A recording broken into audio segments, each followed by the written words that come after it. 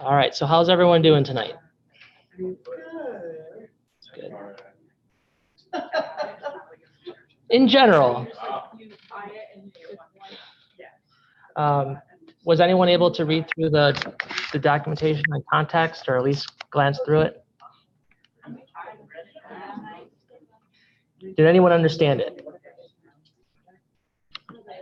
It's okay if you didn't. I kind of understand Okay. why I am having trouble finding the themes. Okay, so I'm gonna explain why you'd want to use it. I know I touched on it briefly last night, but I'll quickly explain why it exists. Context in React. So what I'm gonna do here is we're gonna start deleting some code that we did yesterday to make some things very apparent. So if we're just gonna briefly go over what the last thing we did was. So last night we created this reducer to use inside the use reducer hook.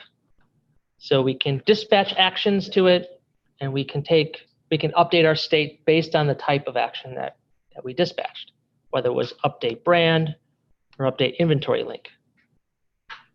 So inside of header, we were dispatching these particular action objects. Those would make it back to the use reducer, and they would go through that reducer statement, do a switch, look at the different cases of that action.type. Oops. Make sure my. Is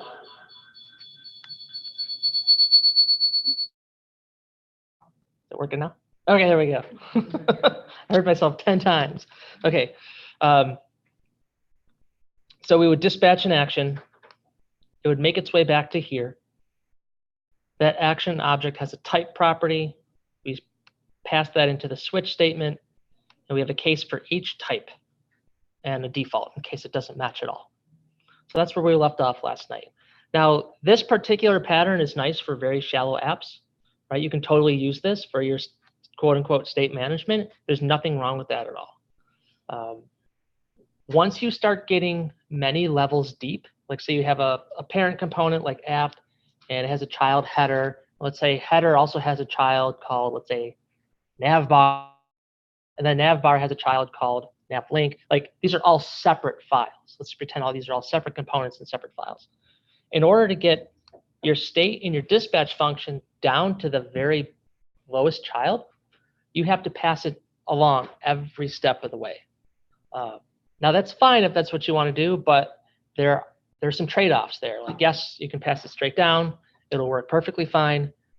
The biggest trade-off is that you lose readability of your code, right? It's easier to have bugs introduced because maybe you didn't spell something right somewhere along the way, and then you have to check every single place where you're referencing it, all the way down the tree. So that can get kind of cumbersome too. It's kind of, it's very taxing on your mental state. Like, oh my gosh, where is this thing? Why isn't it working? So to circumvent that entire tree, we can use context. Context is a two-part deal. So you have, when you create a context, you actually create this thing. It provides you what's called a provider and a consumer. The provider sits at some level. It could be at any level in your application. It typically exists near the top level. And then somewhere in that child component tree, you can have a consumer. It could be 28,000 levels deep. It doesn't matter. It'll have access to the data that the provider component holds, right? So provider will hold, it's the provider of the data. The name implies what it does. Its sole purpose is to provide data. That's it. Some sort of value that your application is looking for. And then a consumer would be a child.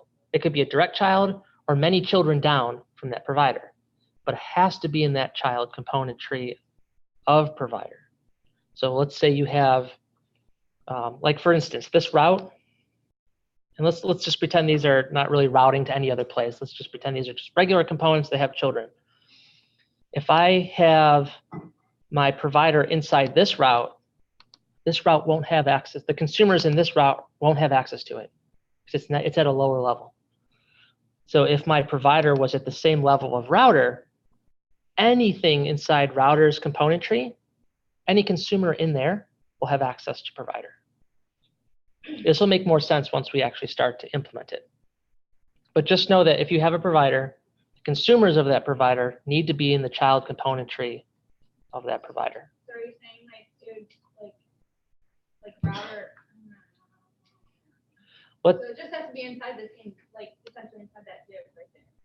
Anything inside this div is the entire app. Anything inside this router is a child of router. Header is a child of router. Oh, but not inside the load. But div is not a child of header, right? So if I implement, say, this provider. Mm-hmm. Yeah. Oops.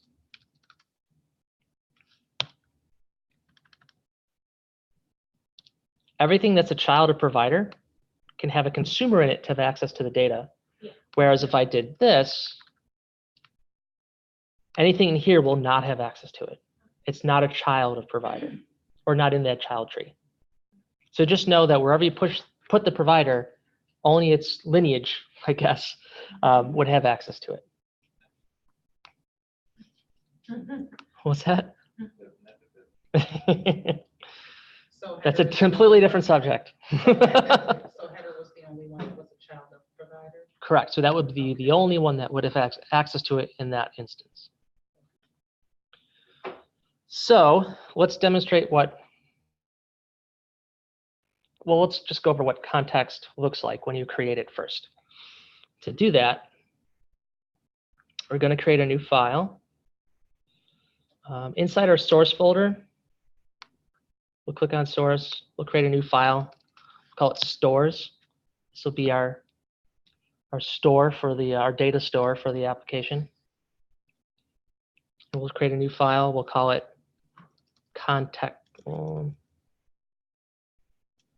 it'll say context store.js.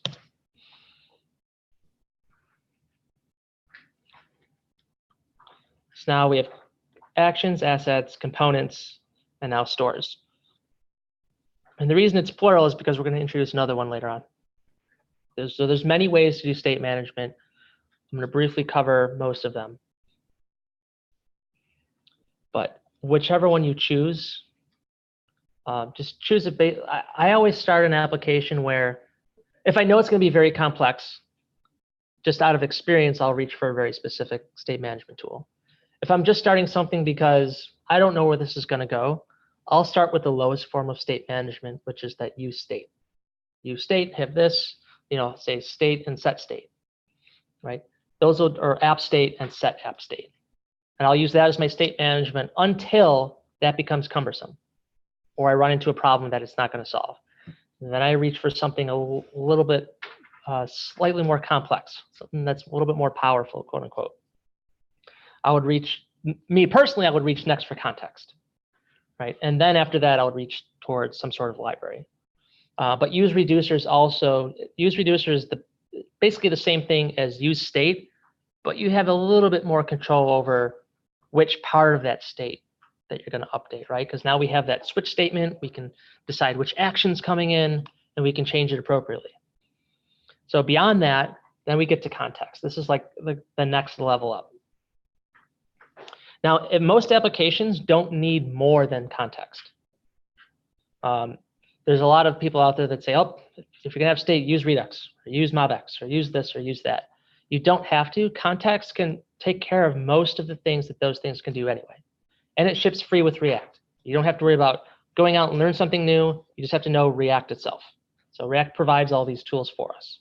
And there's a lot of state management libraries out there now that use context. And even Redux, I believe, is starting to implement that pattern. I don't know if they use it under the hood or not. I haven't looked into it yet. I don't think they do yet. But there's a lot of component libraries in general that use context, like React Router uses context. So if we look at router, in this case, router's the provider. The routes are the consumers. That's why routes have to be inside a router. That's why they can't work outside of it. So underneath it all, we have this context, because context can reach all the way down the component tree, and it makes It makes certain things a lot easier. Now it does kind of confuse, there's no straight, like you can't follow it straight down, right? You can't go, oh, I know it goes from this component to this one, to this one, to this one. It's like this invisible line down to the next consumer. So you do have to understand it.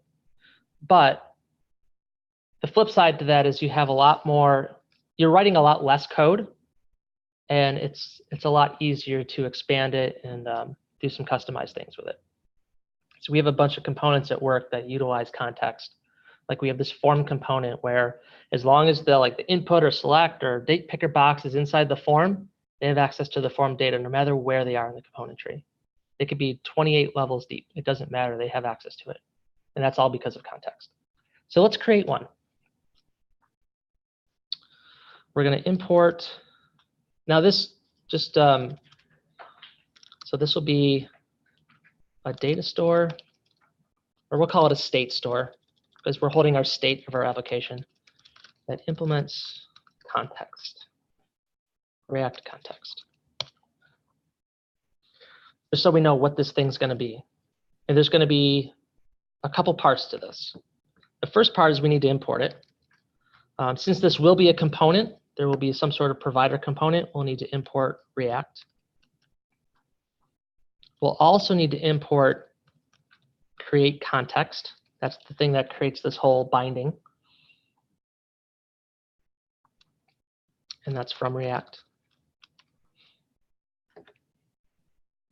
And we're going to we're going to import use context. The same way we have use state and use reducer, there's another way that we can use context. So the first thing that we want to do is we want to do something similar that we've been doing, right? We have this state of our application. We have this initial state. We have some reducer thing. So we want to have state that we can use in our application. We're not just going to do something just because. So I'm going to, we're going to copy this initial state over to here. So we have something to start with.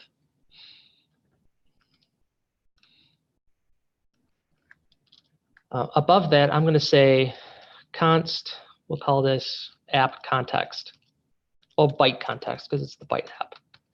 Byte context equals create context, because we imported that function from React. We're just going to pass in an empty object. You could pass it anything at this point, because we're going to overwrite what's in there, but it needs some sort of initial value. Typically, what you would do is put something in there that represents the type of state that you want to hold. So if you're going to have an array of stuff, you would start create context with an empty array. Or if this context holds an object, just start with an empty object. Something to let you, either future you know, or some other person know what type of context this is, right? So if this was just a singular value, a single string, I would start it with an empty string or some sort of initial value. It's just looking for some sort of initializer. So we'll just do an empty object because our state is an object with some properties on it. All right, and then just back to my notes.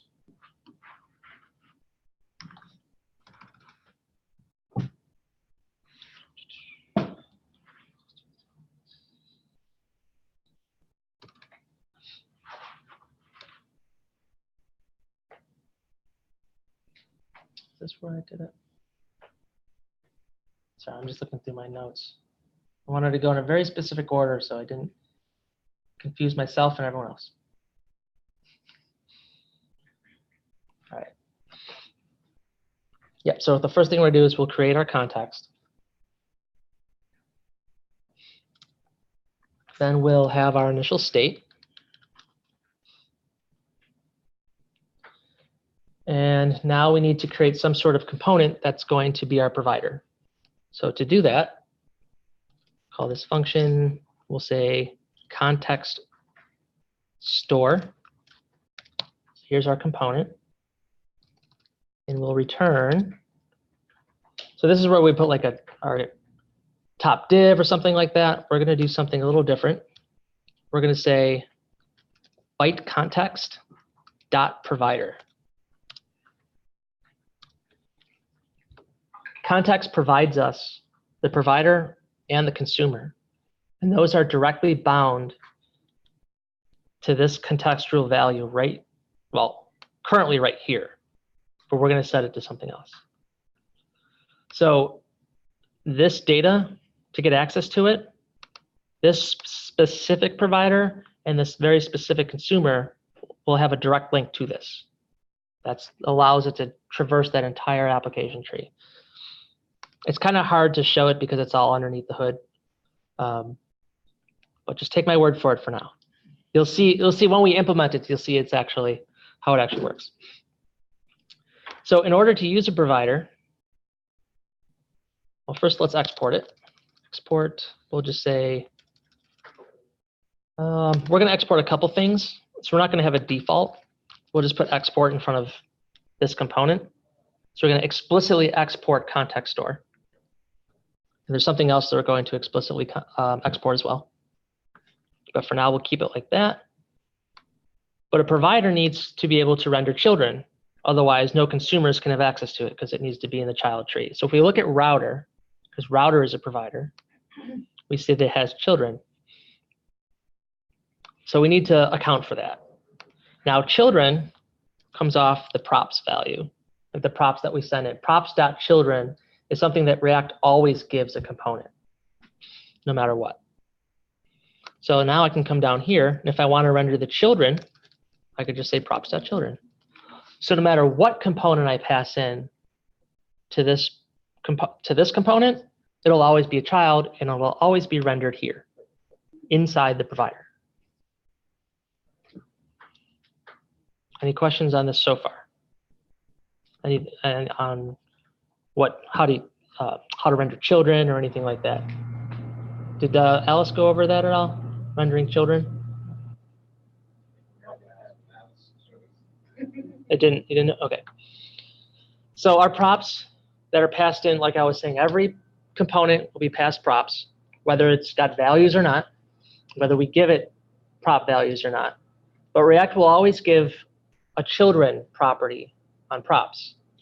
And that's how you can render a component by putting children inside of it, and it'll render inside that component.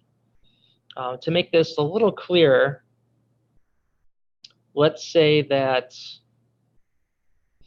let's see. Let's just pretend I have a button. We'll just say function button. And I'm going to return, you don't have to type this out. Button. Okay, we'll get back to that. So I didn't actually want to do that. We wanted to close that just yet. All right, so if I have a button and I want inside that button to render the children that I want to pass in, maybe I pass in a paragraph tag or an anchor tag or an I tag or a span or whatever it happens to be. I want that to be the value of my button. Because right now, if I just say, let's say submit, I can't change that. But what if I want to pass that in as a child? I could come up here and I could say props. And this will be, props.children. Now, if I were to implement this, let's just pretend I was implementing this button right here. Oh, let me make it more explicit. This span is a child of button. So when React renders this thing, it's going to say, oh, I see there's a child. Am I supposed to render that somewhere? Oh, yeah, I'm supposed to render children here. So when this renders, we'll see a button where instead of just a text of submit, like before, now it's a span of submit, because that's what I pass in as the child. Or I could have multiple things in here, right?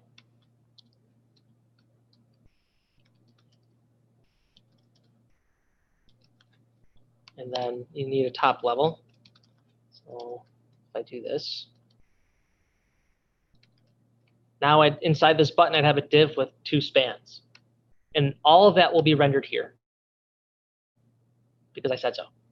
Because props.children dictates where those child components will be rendered or utilized in any other way. You can do other things like you can clone them and provide your own additional props to them. There's a lot of things you can do. You can check how many you have and so on and so forth.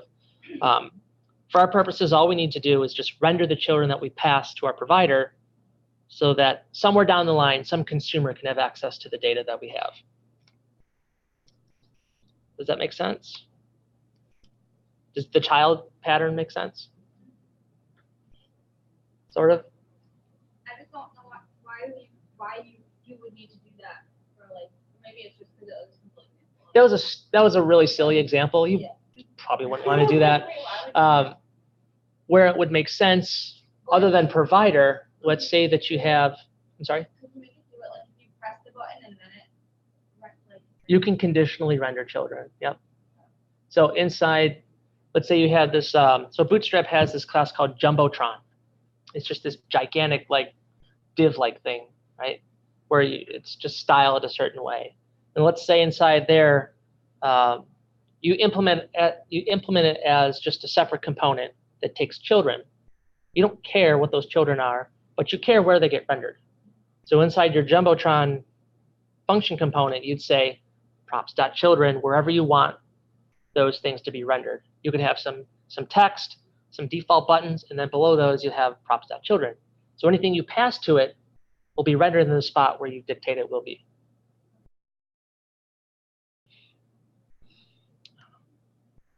All right, so now all we're going to do is context store takes child components, just like router. Router takes children. So inside router's implementation somewhere it says props.children. And that's where it's going to render these things. And it probably looks something like this at the top level, right at the top of this component tree. All right. So now that we're rendering children, we could just, that's fine. Okay. Let's just make sure that something renders. So we'll go over to app. And what we're going to do is we're going to comment out a few things. In fact, we're just going to delete them all together. We don't need this because we won't be using it. We don't need to pass props anymore. This context will allow us to have access to the data. I'm going to comment this out because I think we could still utilize that. I'll delete this though. So right now we're back, other than this commented code, we're right back to where we started. Right? We have this app with this header. Oh, let's go into header. And let's get rid of the clicks on the buttons.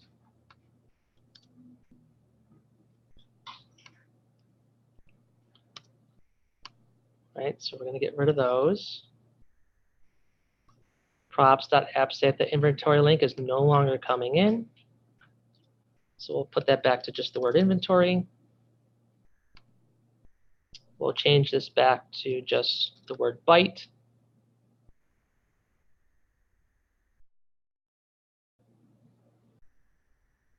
We'll leave it like that for now. So deleting code feels good. Oh, speaking of which, I need to start my thing. Oh, it was started. That's okay. JSON server still running, so I'll fire up npm start again.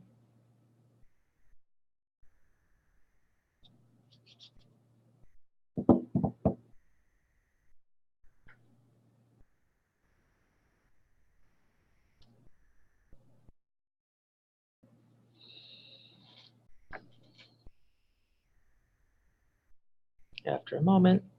Okay.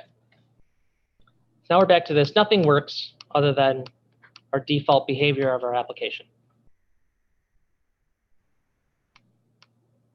Oh, I did that. Okay. So let's import our new context store. Now, because we explicitly exported it, not as the default, I'm going to wrap it in curly braces when we import it.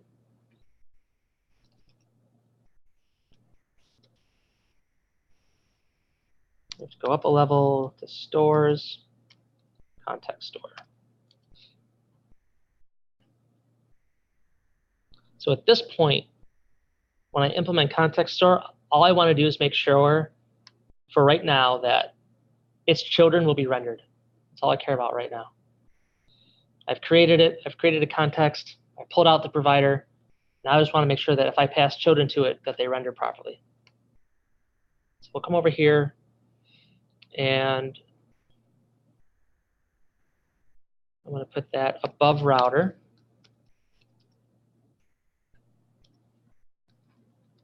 So this is going to wrap around router.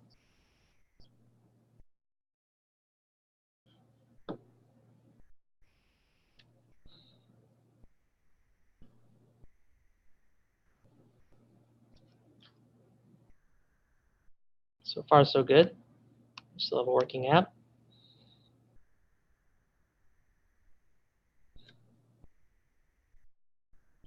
Go back to header. Why is that showing? Oh, that's why that's doing that. Oh, okay, we'll figure that out. No, hold on a second. Didn't like something. I'll leave that alone for now. That's why it's flashing like that. Okay. So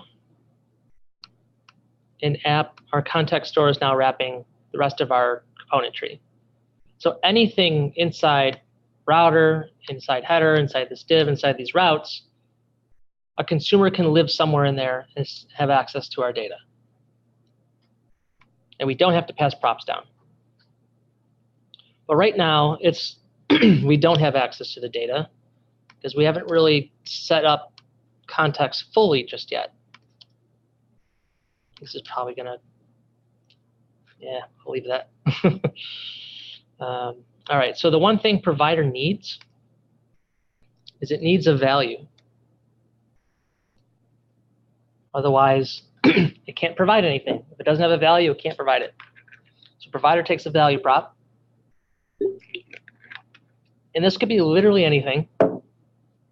But as we see above, we want to declare an object in there. We want our value to be an object. That's what we want our state to be.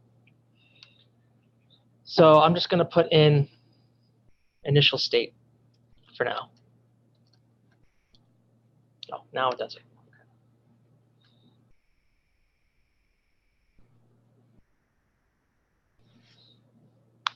So now I have access to this object in many places in my component tree. But now I need to create a consumer.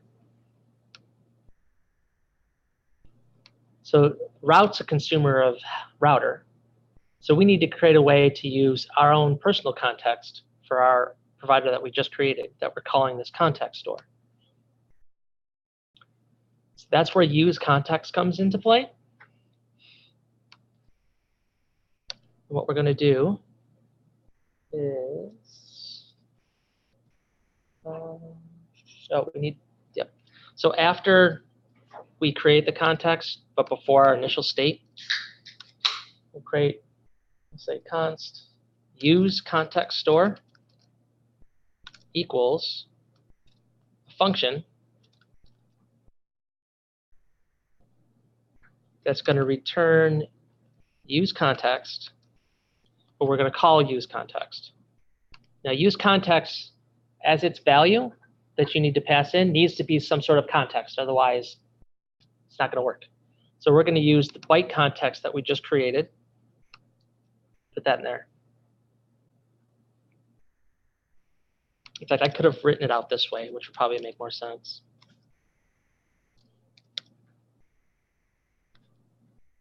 Let's do it this way.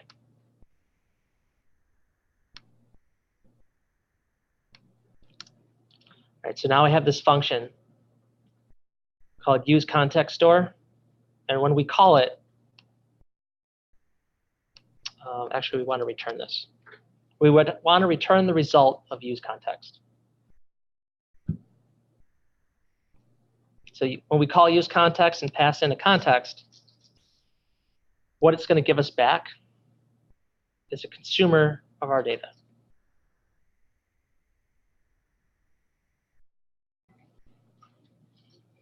In fact, we could even do this. We could even say const consumer, just to make it more clear, equals the result of calling this. Then we'll return our consumer. That one-liner really just doing these two things. Right? But if this helps with like clarity, we'll keep it this way. Does this help a little bit with clarity so far? I know it's kind of like fuzzy still. But calling use, I just want to make it clear that when we invoke use context and pass in this context we created, it's going to give us back a consumer. That's the important part.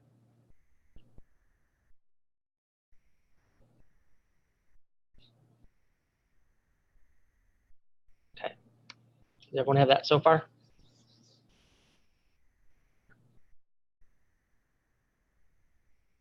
Okay, so now we have this provider with a value of our initial state, which is an object with these two properties. And it can render any children that are passed to it. Oh, and we also need to export this function, because otherwise we can't import it anywhere. We'll need to export that. So we're exporting our provider, which is our context store, and we're exporting our consumer, which is our use context store. Now I'm using this use context store convention, the keyword use, is because this is a custom hook. So React provides us with this hook, this use context hook. I'm wrapping it in something custom so that it'll always return the context that I decide, which is the one for this file. All right. So now to use this, we've already imported context store here. Now to use that consumer, we need to go somewhere in this component tree in one of these children and use it inside there. So we'll go into header. We're going to import use context store from stores context store. So we're exporting two things from there.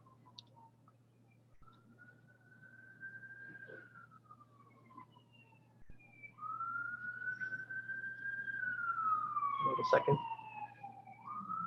Okay.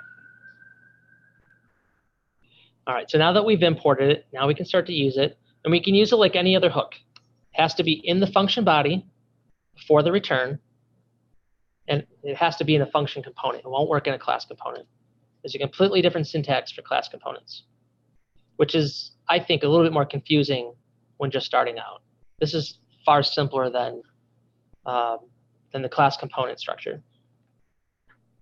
So we're going to say const, and we'll say app state, because that's what we were calling it before, equals use context store. And we'll invoke it. So we're calling this immediately, so that when this function starts to render, it'll say, oh, hey, I have this open and set open. I have this app state, which when I call this thing is going to return this. Jumping all over. Here we go. So app state is that initial state object.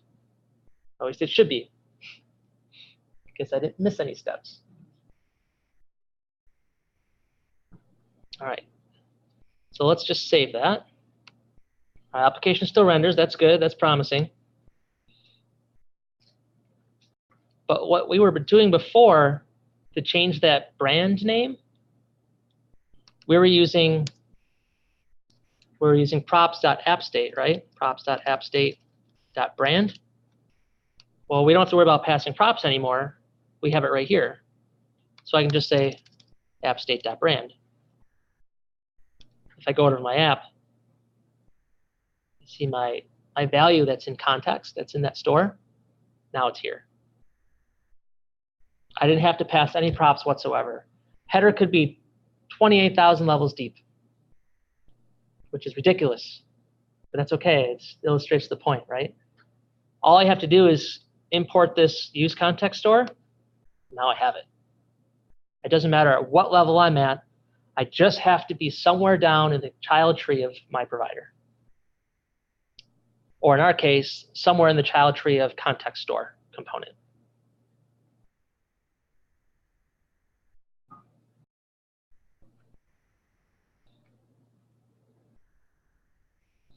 Any questions so far? Or what questions are, I know there's questions that are bugging you. Which ones are they? I kind of lost the thread of what we were, did all this so that we don't have to change. Where did you actually change app state or change it to initial brand? Inside our context store, Oh, that initial state, okay. So that's the- the only place you have to go in the whole app to change brand name. inside the context store. Okay. So this provider component is expecting a value prop. If I take this out, it doesn't know what to do. There's no value in context. I have to pass it a value. I'm just so happen to be passing it an object. But it could be something else. I could say value equals the string brand name. That's not going to render because I'm expecting an object in header. But if I go back to header and I just say app state, well, app state right now is the value of my provider, which just happens to be a string brand name. So you can pass any value you want into context. Just make sure that the context you're creating, the value you pass it makes sense, right? Okay, so I'll change this back to the object.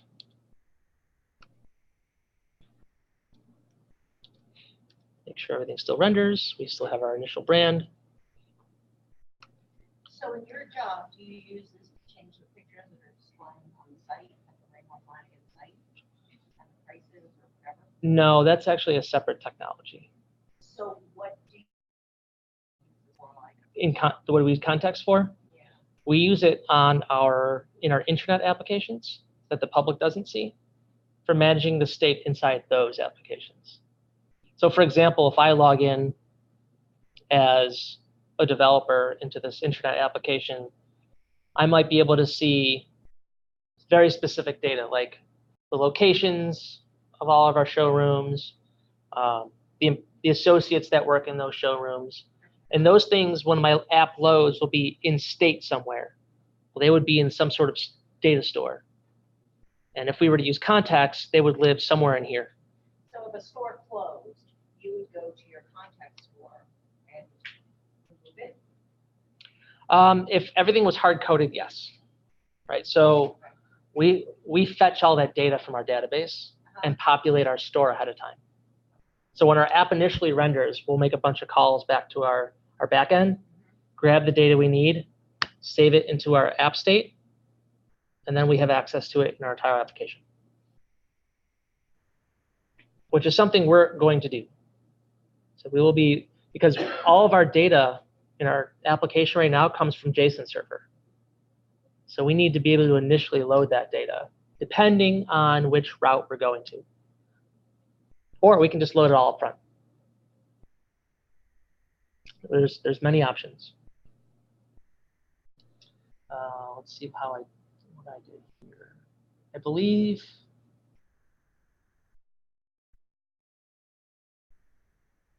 this is a different one. Yeah, so what we're going to do is when each route loads, we're going to make a data call, fetch some data, and throw it in the store. And then we'll eventually display it on the screen, which is a typical use case for state. Eventually, we'll get there. Right now, I just want to make sure that context is at least understood so that we know why we're using it. The big why we would use context is so that we don't have to keep passing props down all over the place. And another cool thing is we can still dispatch actions. We can still implement that pattern. Click a button 20 levels deep, and the data will change all the way at the parent component. You can affect changes both ways.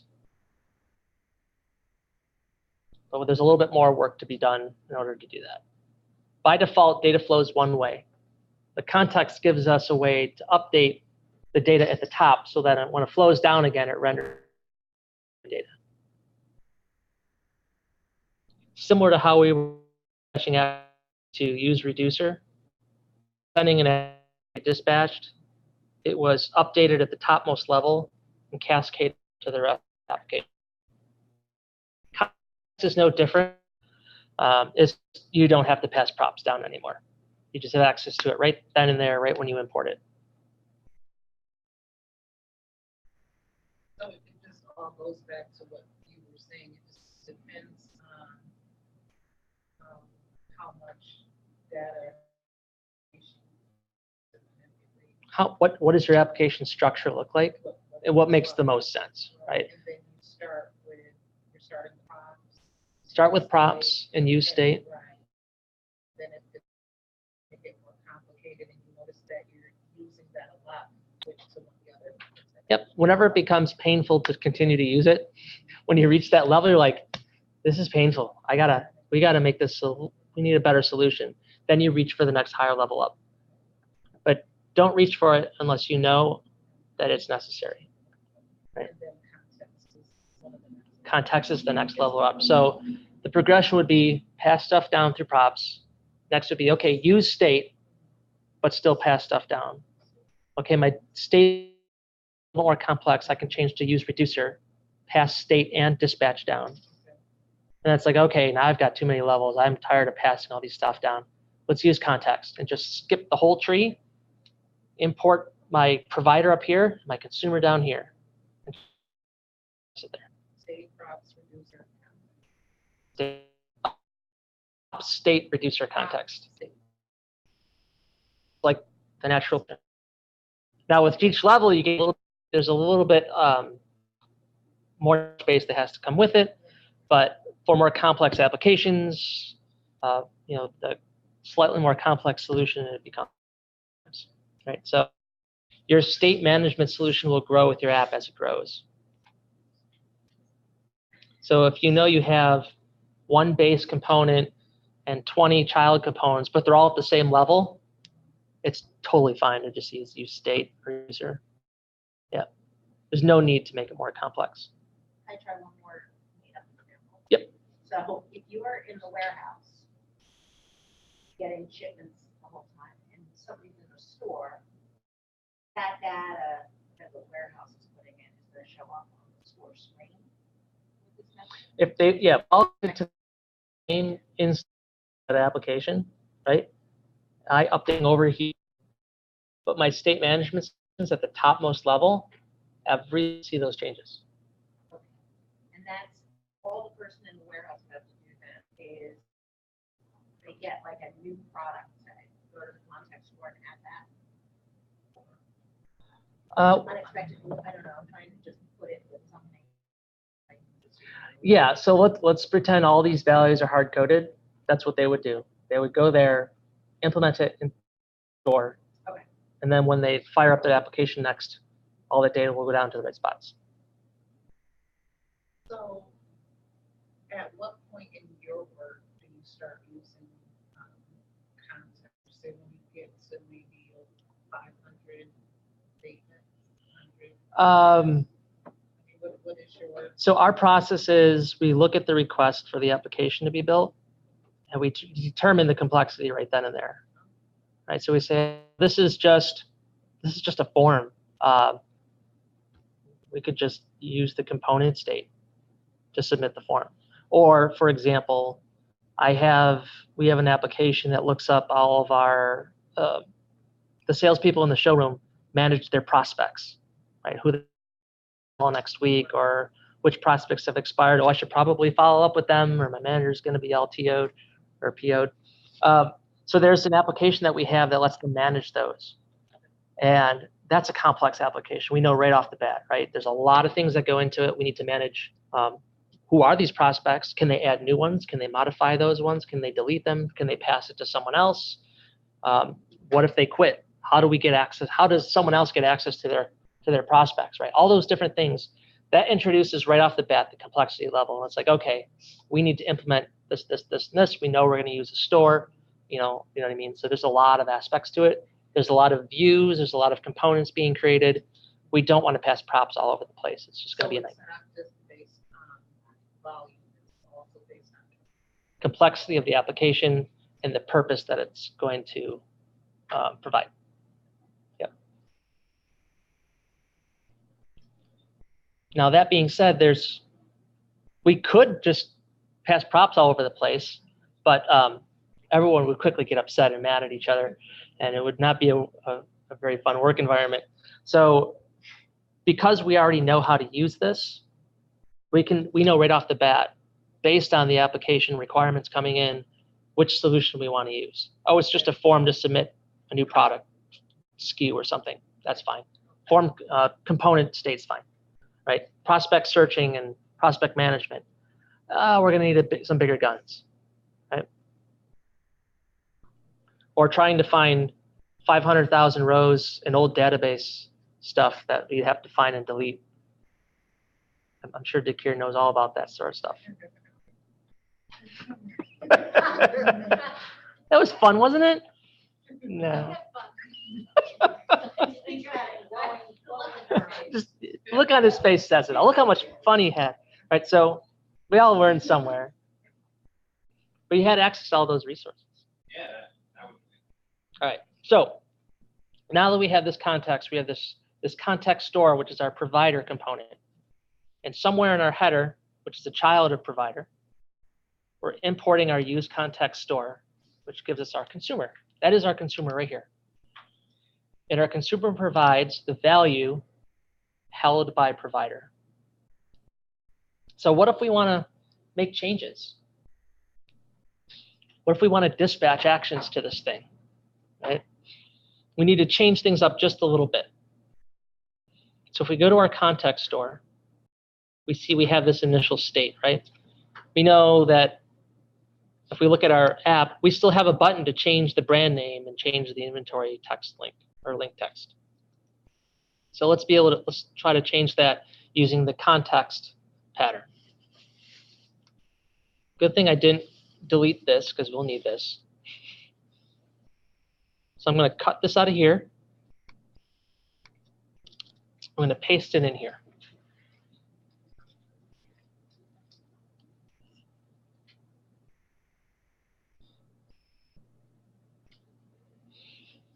All right, so we can still use this reducer pattern, just like we did before. There's no reason to throw this away. This is very useful.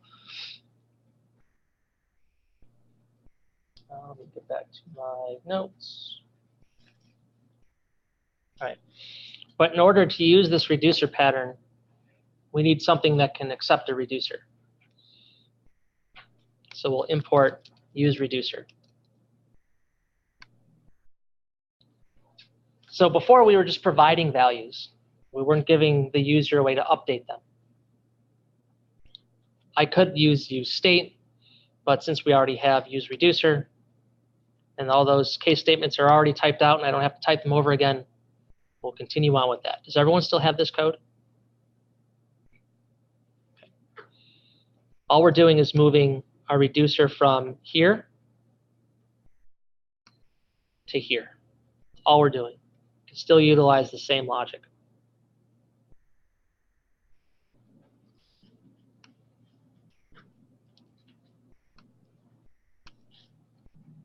Our app still renders, there's no problem. But in order to use the use reducer hook, that hook has to be implemented inside a function component, which we still happen to have down here. So we'll use it here. So we'll say const. If you remember, we had what did we have before? Store.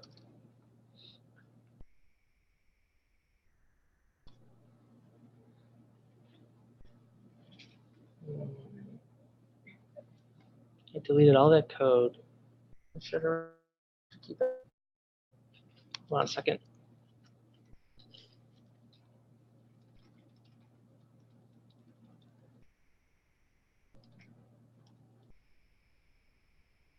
Oh, right. Now I go all the way back. See how fast you can type when you get used to this? All right. So use reducer will give us back an array. First element is our app state. Second is a way to change that. It's our dispatch. That equals use reducer. First thing it accepts is our reducer function, which we have defined up here. And the next thing it accepts is the initial state, which we also have defined in here. So we're back to this pattern. However, we don't have to pass these down as props anymore. Now they're just provided via that consumer function. But our value can't be initial state alone anymore, right? So if I go down to header, this is just that object, our state object. We want to be able to pass both our state object and the dispatch down here. So we have to change what the value of provider is.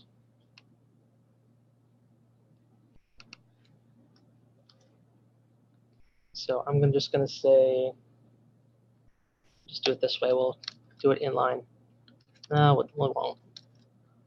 We'll say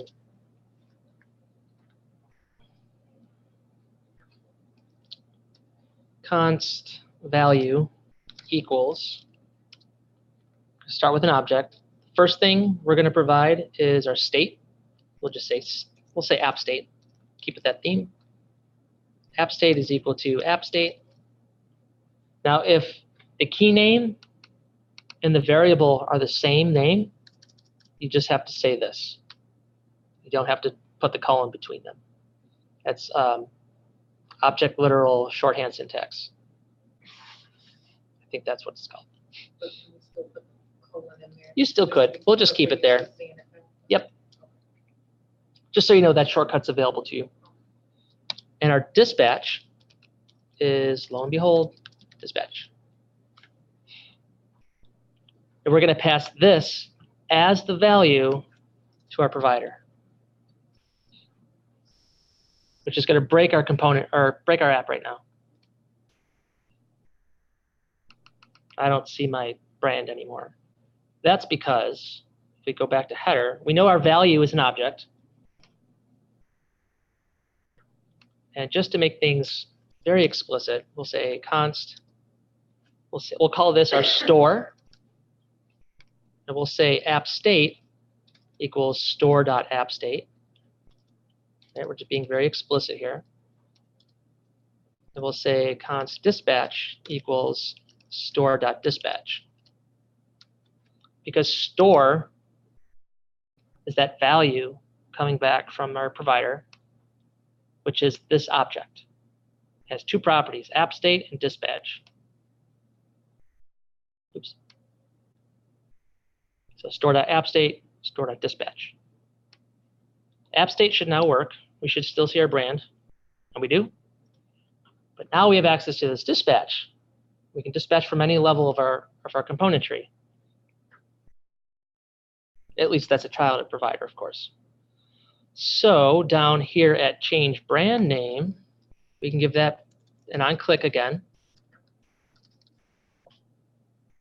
Oh, did that too soon. And when we click that, we can dispatch an action. What were our actions again? Update brand and update inventory link. So if you remember, actions are just objects with two properties, two or more. Type, which is our update brand, And our payload, call this, I don't know, context brand. We're going to dispatch this action all the way back up to our store, which will in turn call the reducer, pass in our action, and we'll switch on it. Change the thing we want to change, return that, and that will force provider to re-render, which means any children of provider will re-render. Our entire application tree is going to re-render. And we'll have the new value. So if we go over to here and click brand name, we did the exact same thing as before. But now we don't have to pass props around anymore. We can go to any level of our component tree within that provider structure.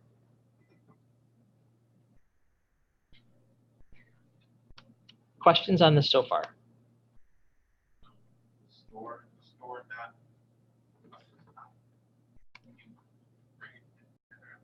Here? Yeah. Okay, so if we go over to context store, this use context store is going to provide us the consumer, right? So use context is our consumer. And what it does is when we call this use context function, it's going to give us back the value of the provider, which is this value here, this object. I can even do this. This helps. So our value is this object. App state, which is a reference to our app state, and dispatch was a reference to that dispatch, so we can send stuff to our use reducer. Inside of header, this store is the value from our context store, our provider's value. In fact, I could just call it value. We'll say this. We'll make it even more explicit. Provider value.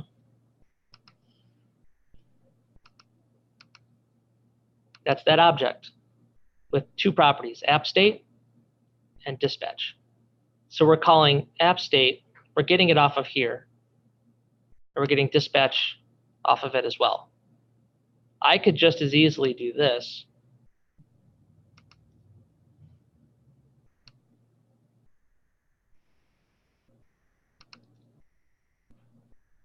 Get rid of these.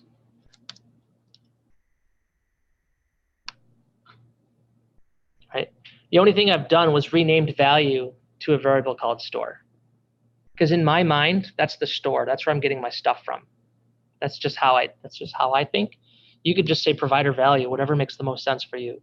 Right? I know that this, every time I call this consumer component, I'm going to get back the value of the provider. And in our case, the value is this object, which has those two properties on it. Does that help?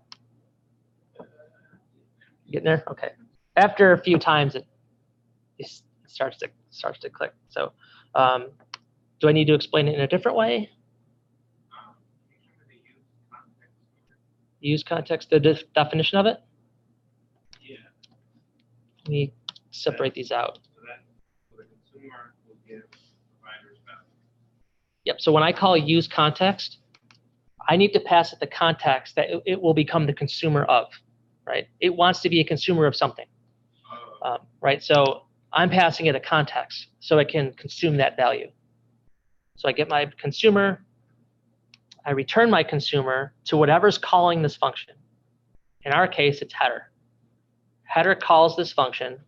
It gets back a consumer, which gives me this value. So everything that we've done so far is for the sake of what's happening. Yes. Now imagine this header was 20 levels deep, and all your state was up at the app.js level. You bypassed all those components. In a complex application, this is a far easier solution to work with than passing all those things down all over the place, right? And like I was saying before, your app may not need that, right? You could just get away with use reducer or something. or just use state, right? If you only have a few variables in state, then you can create multiple use states. It doesn't have to be one. I can come into header. You can see I have a open and set open. What if I had two more things in here? I could just say const, what if this was it, brand, set brand equals use state.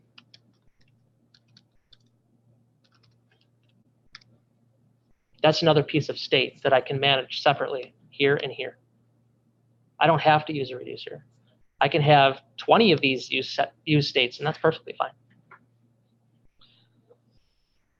The only stipulation with hooks is that they have to be in the same order all the time, which means you can't use them conditionally. You can use conditions inside them, like use effect is a perfect example. I could say, I'm not importing it, so it's going to yell at me. Remember, use effect we used the same way as component did mount. So this use effect will fire the first time the function executes all the time. And if we pass it no dependencies, it'll only fire that one time. So let's say use effect. And it just calls a function called do something. That's all it does, right? It does this we'll say this. We'll say fetch data, right? That makes more sense. So the first thing that's going to happen is my component renders, or just before the component renders, use effect is going to run. It's going to fetch my data. I don't need to do it again, so I'm not dependent on anything else. But these things have to happen in this order. I can't say if provider value is not equal to null, say for some reason. This is not allowed. In fact, it'll tell you right here. It doesn't work. Because these have to fire in the exact same order. You can say, well, how am I going to do my conditions? And that's actually quite simple. Let's just delete this whole thing. Use effect. You can still use conditions, but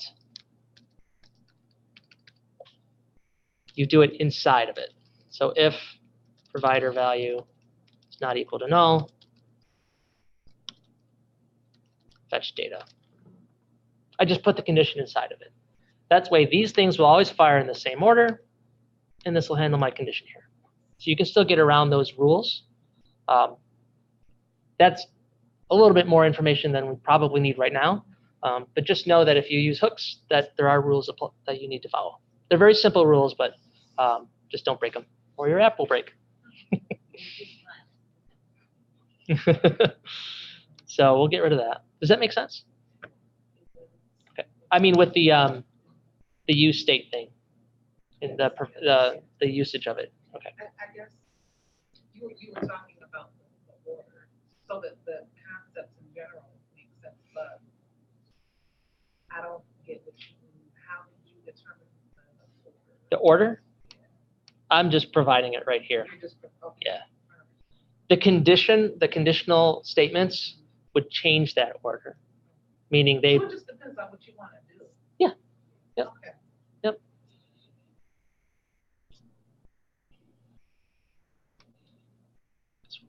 And just to make it clear on like why a condition would change the order of something, let's say you're not rendering it at all. What if something in state changes that would make that condition true? All of a sudden, it's back into the order again, right? Which doesn't jive with React. So, all right. Any other questions so far? Since like provider value is an object, can you just shove as much data as you want in there? Sure. Is there like a time when you should like make another provider? It depends on what that particular provider is providing, right? So for example, router is a provider. I don't want to throw my app state in router. Makes no sense. Why would I call a dispatch on a router? Why don't I just navigate to the route? Right? Whereas my app, why would I have route data, my app state? The router should handle that. So that's when you'd want to create a different provider. when it provides only the data that's relevant to its context, right? That's where the whole context name comes in. This is in what type of context am I talking about? So for example, the form component that I was talking about that we have at work, the only thing it cares about and the only thing it should care about is the form data. Nothing else should be in there. It's out of context. Right? Does that help? Okay.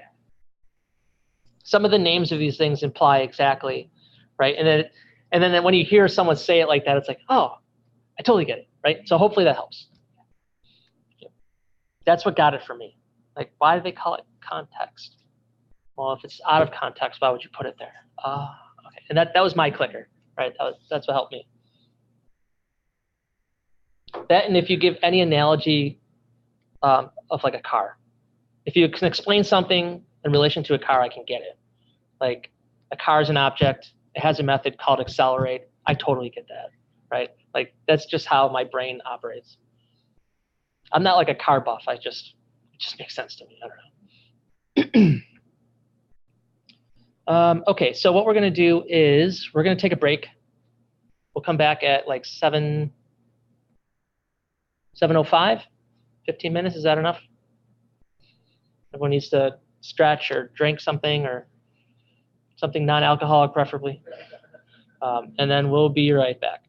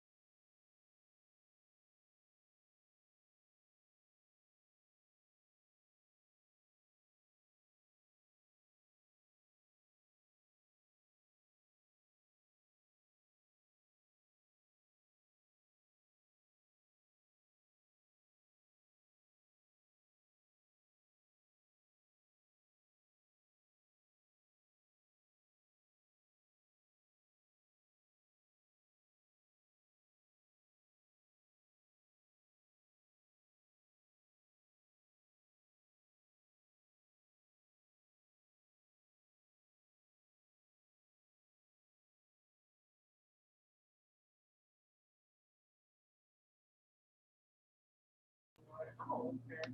Rapid interaction. All right, welcome back, everyone. We'll get started here again. Were there any questions that anyone thought of while on break regarding context or anything we've gone over thus far? Yeah. If I were to use context, I have my own like router like file. Would I add my context to my router file instead of my app? Because there's things outside of my app that do that. Put it at the highest level where the children inside of it will have access to it, right? So if you put it inside your router file, only things in router are going to have access to it, right? If you put it at a higher level, like let's say the top level component, kind of like how right here at app, there's nothing higher than app. Context store is, other than this div, nothing else is higher than context store. So I can have a consumer anywhere in this component tree. Whereas if you put it, like say you had a component called router and all your routing's in there, nothing higher than router can have access to it. Does that make sense? Okay. All right, take a quick swig of my juice. Okay. So this idea of context is utilized in a lot of libraries. React Router is one of them we had mentioned. We implemented at work in various components. And there's just a lot of component libraries out there that utilize it because it's very handy. You can traverse your entire component tree, have access to your state, dispatch actions to your state, so on and so forth. So one such library that does that, it's purely for state management. And it's something called React Quick Store. It's a quick way to get a store up and going so that you can work on your application and just worry about the state stuff in a separate file altogether. Kind of like how we're doing in Context Store, very similar. So we're going to create a new file. Oh, no, oh, my disclaimer. So I'm going to go to the documentation for it. If I search React Quick Store, here it is. It's on NPM, it's available. Let's go to the repository. You're going to notice something about it. Here's our documentation.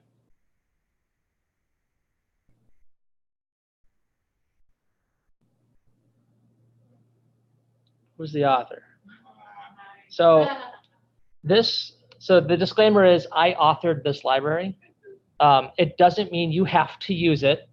But and this is not like, hey, use my stuff.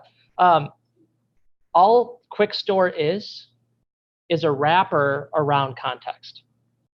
That's all it is. So it has a couple extra things built in so you can do both synchronous things like we've been doing, and you can do asynchronous things without an extra library. This handles both synchronous and asynchronous. So we can just dispatch actions to change our brand name, but we can also dispatch asynchronous things like a fetch to go grab data from a database. So rather than writing this entire context store out from scratch and implementing all these things, that's what this library was built to do, just to be an abstraction away from all that stuff. We'll still have to do like a reducer. It uses that reducer pattern. But we have a little bit more flexibility in the types of dispatching that we can do. If before I even start working on this, and it's also, other than a plug for it, which it wasn't really intended to be a plug, hey, go use my stuff. It was mostly, I'm not profiting from it. It's free. It's free. Anyone can contribute to it. So the other thing that it is kind of like testament to what you can create and put out there for other people to use. Anyone can download and use this. There's not like millions of people using this. There's only like a handful of people that I know that are actually implementing it. But it uses, it uses the same pattern we've been using. It just handles a lot of the heavy work behind the scenes for you, which is kind of like what Redux does. It's using almost the same pattern as Redux. So if you were to say, hey, I'm going to use this quick store thing as a learning tool until I get really good at the state stuff, and then I want to migrate to something maybe a little bit more complex because my application is more complex. So the other disclaimer with this is that this was intended for small to medium applications, where context is a great way. Where context is, I guess, what's the word I'm looking for? It's performant, right? The performance is not hindered by it being in context. If there's something where this context would be a performance hindrance, which I don't think it would. React ships with context. But let's say you need something a little bit extra, something with a little more bells and whistles. You can easily migrate something over to like Redux and still have the same pattern, still be familiar with the same pattern. All you have to do is change up your component structure just a little bit. You could totally do it. Or there's another one called MobX if you wanted to use observables instead of, well, I'm not going to get into observables. That's a whole nother realm. But right here we have data that's kind of like quote unquote hard coded, right? As opposed to something where it's like streams of data coming at you. That's what another component like. This would not be good for that. That would be another state management library. But what this does is wherever you're using context, you can use quick store. And it's just, the name implies you can just get something up quick, real quick. It's really simple to use. It's very flexible. And it just gets the job done while you need that. Okay. Also, I just wanted to show that anyone can do state management. It doesn't have to be some big name out there somewhere, right? Anyone can do this. You can create your own, right? You can put your own wrapper around context or around use state or around use reducer. You could totally roll with it. Right? This solved a very specific problem that I was having a year ago, where a bunch of my team members and I needed to move to a different state management solution, but we were still using this older kind of like approach. But a lot of the developers weren't familiar with all the new approaches like I was. So this was kind of like a culmination of, hey, we can still implement the old style, but we can totally migrate to this new mainstream style just by, and not even have to use another library. All we have to do is change our syntax a little bit. So that's the problem it solved. It also solves the problem of having to write out all your context stuff from scratch. Right? So we'll go take a look at this. It's not going to look much different from what we're already doing. But it will handle that asynchronous stuff far easier than if you were to do everything like that from scratch. But before we implement that, let's actually think about what we're dispatching now and the things we want to be able to dispatch to get the data we want. If we remember, all our data is coming from JSON server, right? We can't get that synchronously. We have to do some sort of asynchronous action. What we're doing in close context store, we can keep app open. We'll keep header open for now. If we look inside inventory, when this component loads, we're fetching some data. And when that data comes back, we're updating this little piece of state called data. So we set data with the JSON that we get back. It goes into data. My application will re-render. My table will receive all the data that it needs for inventory from my backend.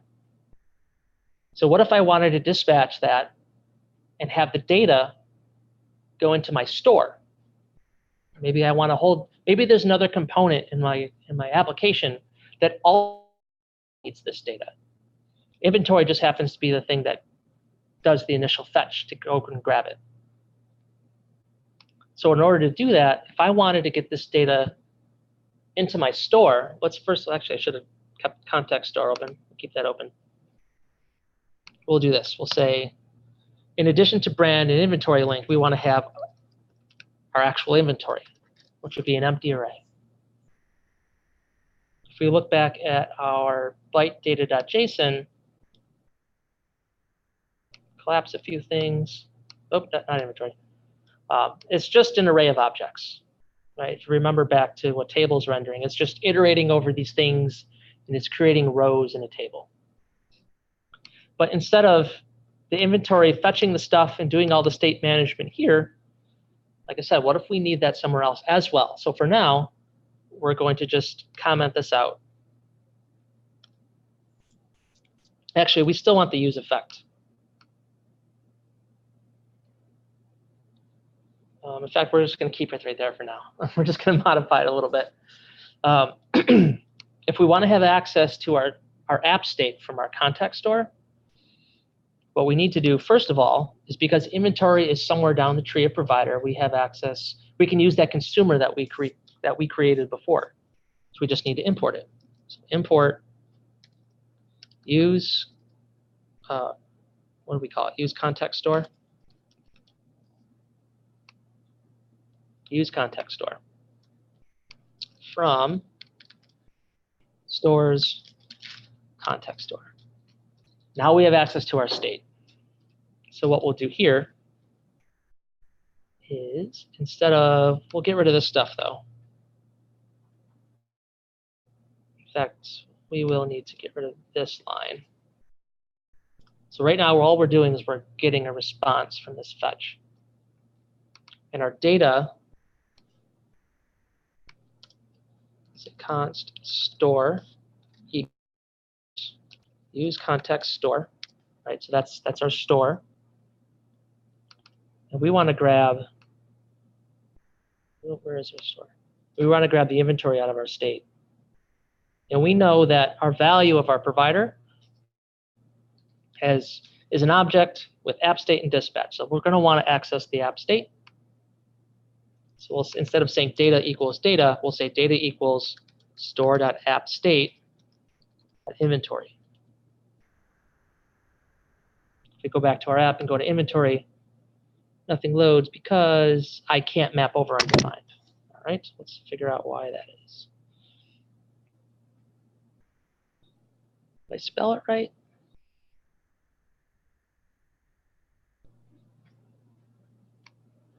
Oops, context store. Oh, I didn't save.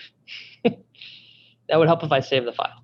So I go back here, nothing's rendering because even though I'm getting my,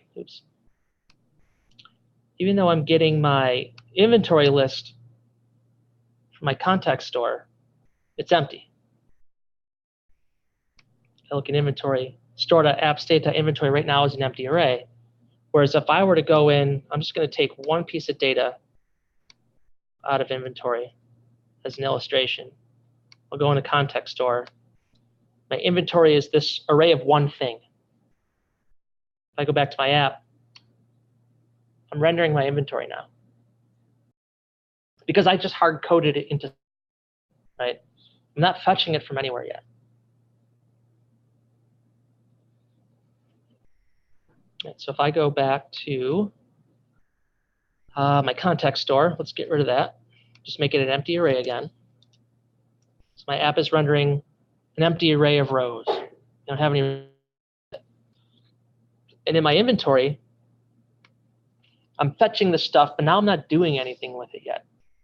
I want to get that stuff out of the response. I want to get that into my store. So I'll add a dot then. We've already turned our response into JSON. So now I have my JSON. And I want to dispatch that back up to my store. So I can say store.dispatch. Now I'm not just going to dispatch anything, right? The pattern we've been using is that if I dispatch something, it's an action. An action needs a type. So type of, let's say, load inventory. We'll give it a payload of the JSON I got back. Again, that's not going to do anything yet. We're fetching it. We're dispatching it to the store. We're not seeing it because we need to create a case statement for it. We're not handling that case yet. So we'll say case, load inventory.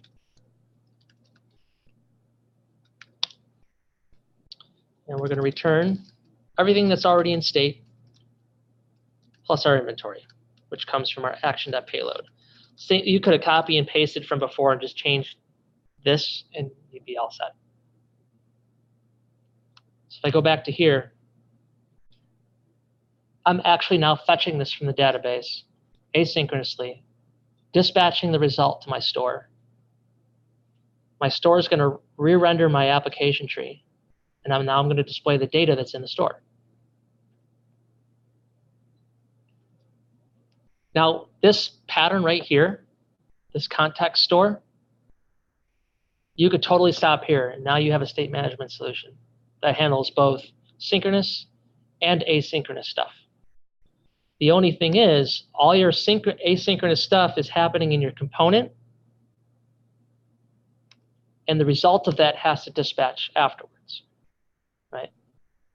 If you wanted to move this outside of here, you could create a file for, instead of actions, you could create a file called fetches. But what you would have to do is not only define that fetch inside that file, but you need a way to dispatch it. So now you got to pass in not just import your fetch function, but now you have to pass dispatch into that too, right? So there's a lot of things that will need to go on there. Now, no matter what you do, dispatch has to be gotten from somewhere, right? Whether you call it right here or you pass it along like we did in our action creators, that pattern still holds true. You still have to do that. But what if all I wanted to do was just say, let me comment this out. All I want to do is this. Oops. Let me just do this. Dispatch. Or store.dispatch, really. Too many things. What if the only thing I want to do is just dispatch this stuff? It's not going to work. First of all, I don't have any JSON here, so let's take that out. Dispatch in action. Now we're going to have another issue. I'm getting back undefined. I can't just dispatch this action because I'm not doing it in response to anything, right?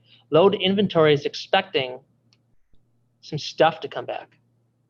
I'm not getting it, right? But what if all I want to do is just say, hey, when this loads, just dispatch this action of go fetch my stuff. Maybe I don't want to handle the fetch here.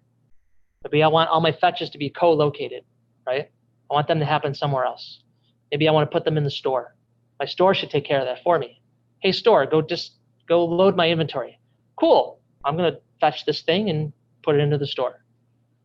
There's a lot of workarounds that you're going to need to do to make this happen here. Mostly is this now has to live here. It can't live inside your store. I can't just come into my context store and say, oh, okay, I'm going to fetch this stuff and .then it and then return something. That won't work. And the reason it won't work is that this function is not asynchronous. It can only handle things that happen synchronously. When this action fires, do this, right? Say, oh, when this action is dispatched, if I fetch something, my function is going to keep going until it finds a return statement, which is at this point down here. So the function is going to return. That fetch hasn't come back yet, so it can't do anything. Even if there's a return statement in that fetch, it doesn't matter. The function's already moved on. We need a way to wait for it to resolve in order for us to grab the value out of it. That's the whole issue with asynchronous functions. When you call an asynchronous function, that when I do a .then, this is where I need to return from. But if my return already happened, the function's already moved on, I can't do that. So I need to find a way to be able to wait for that to happen and use only that return. And that's where the quick store comes in. I could implement all this stuff for you right here and show you how this would work, but it's going to look really confusing. And quite frankly, I don't want to derail you from the path that we're already down here. So a lot of time and effort went into thinking about this thing. I could show you the code, but then to explain it would take another couple of days. So instead of doing that, let's just use the library because it provides that sort of functionality for us. Let's figure out how we do that. So if I look at the documentation, I can see that there's a provider component, a consumer component,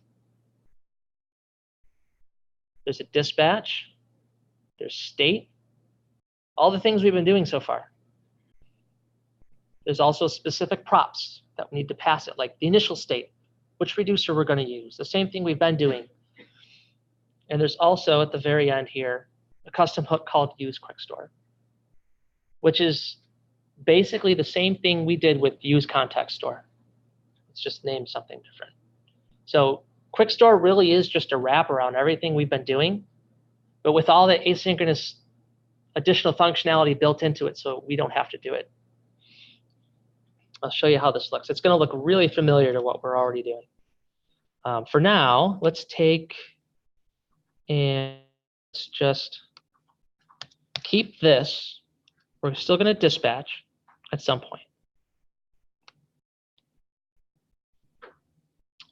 We'll just comment this out so our app loads. Actually, we're going to use a whole new store. We're not going to modify context store. Context store was there to provide the context around context. It was just there as a demonstration of what context is, how it can be used, how you can use it for state management. If you never do any asynchronous stuff, or if you want to do asynchronous stuff inside your use effects or wherever else, you could totally do it. You don't have to use quick store. You don't have to use Redux. You could totally do that. But to make it simpler to use, to co-locate all of our state management stuff, we'll see how this is implemented. And again, this is just a wrapper around context with some logic built in to make it easier. So let's go to, well, let's close context store. We'll keep inventory open. We can close header for now. Actually, we're not going to be able to use context store anymore, so let's actually get rid of that stuff. So we'll get rid of that. Don't need to import it.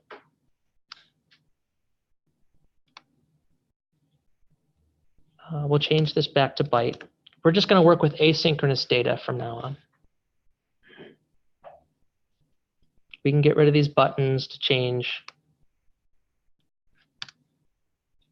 our links and our brand name. I think that's good.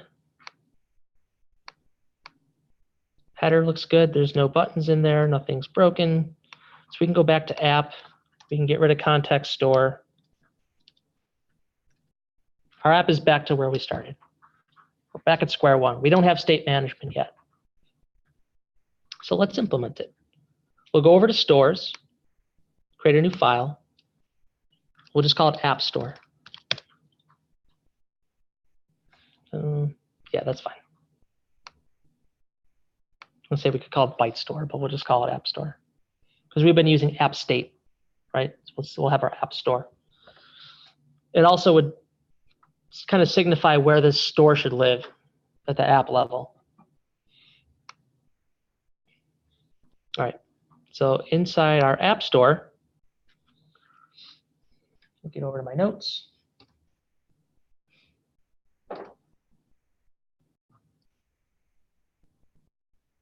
All right, so this does implement React.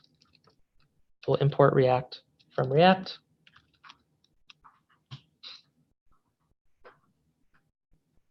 We also need to install QuickStore as a dependency in our package.json. This QuickStore actually lives out in NPM. It's been published to NPM. Anyone can freely download this and use it in their project. So let's go to Yeah, let's stop our development server. So wherever we did npm start, open your terminal and do a Control-C there. Make sure we're in our client folder, which we should be. And we'll say npm install -- save react - quickstore. That's going to get the code into our project.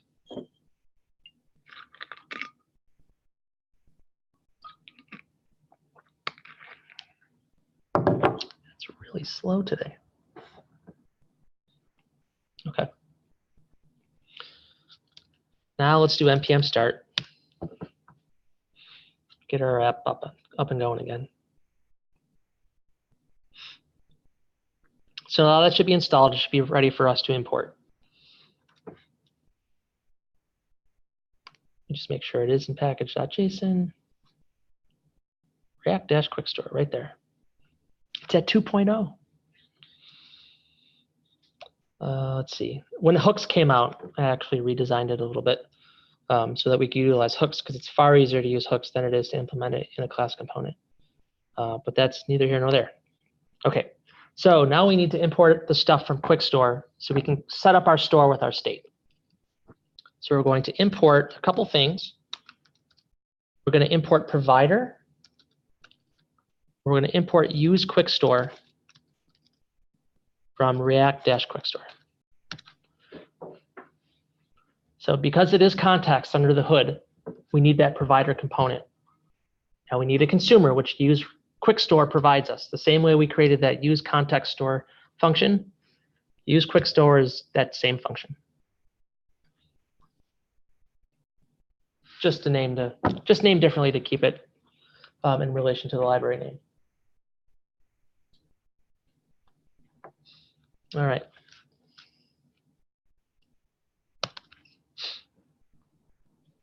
So the next thing we want to do is we need some initial state. So we'll say const initial state. It's going to be an object. And there's three pieces of data that we care about from our backend. We care about inventory, which is an array. We care about shipments, also an array, and products, also an array. Or we'll do product, which is an object, sorry. Now the difference there is that while products is an array of stuff, we only show one product at a time when we click on that link, right? If we click on the link for backpack, we're not going to show backpack and hiking boots and canteen, right? We're not going to show all of them. We only care about one at a time. So that's why product is singular. So when we look on our product page to our state to pull down the necessary data, we pull down that one product. So when we click that link, something needs to go and fetch that data to put it into our state. So when our product page loads, we'll see just that one piece of data. But with inventory shipments, we need the whole array of stuff because those components expect it. All right. So the next thing we're going to do is we're going to set up the main store component. We've imported provider from the library, but like any other provider, it needs values, right? It's empty until you provided some value. So we're going to say function app store. That's what we're calling it. We're going to return our provider. And with all other providers, what's the one thing we need to make sure is inside our provider? Sorry? Children. We'll grab our props. Props.children.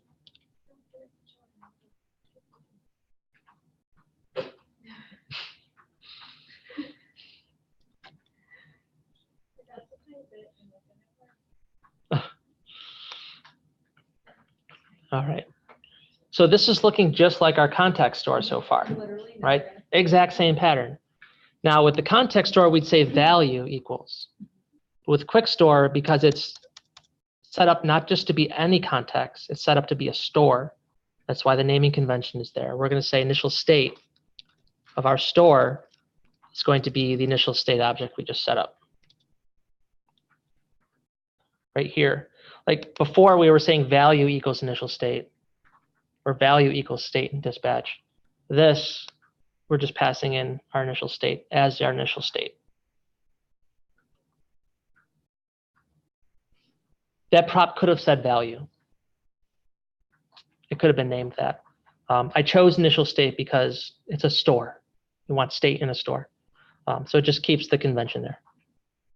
But it totally could have been called value. The other thing we did in context store is we set up use reducer, right, as a separate thing. It just happened to be inside the function body where we return our context store. Well, that concept is already injected into Quickstore. It's already there. All we have to do is tell it what reducer to use. Now I could say reduce function reducer, oops. And just like any other reducer, it gets passed action and state. And then we would switch on action.type.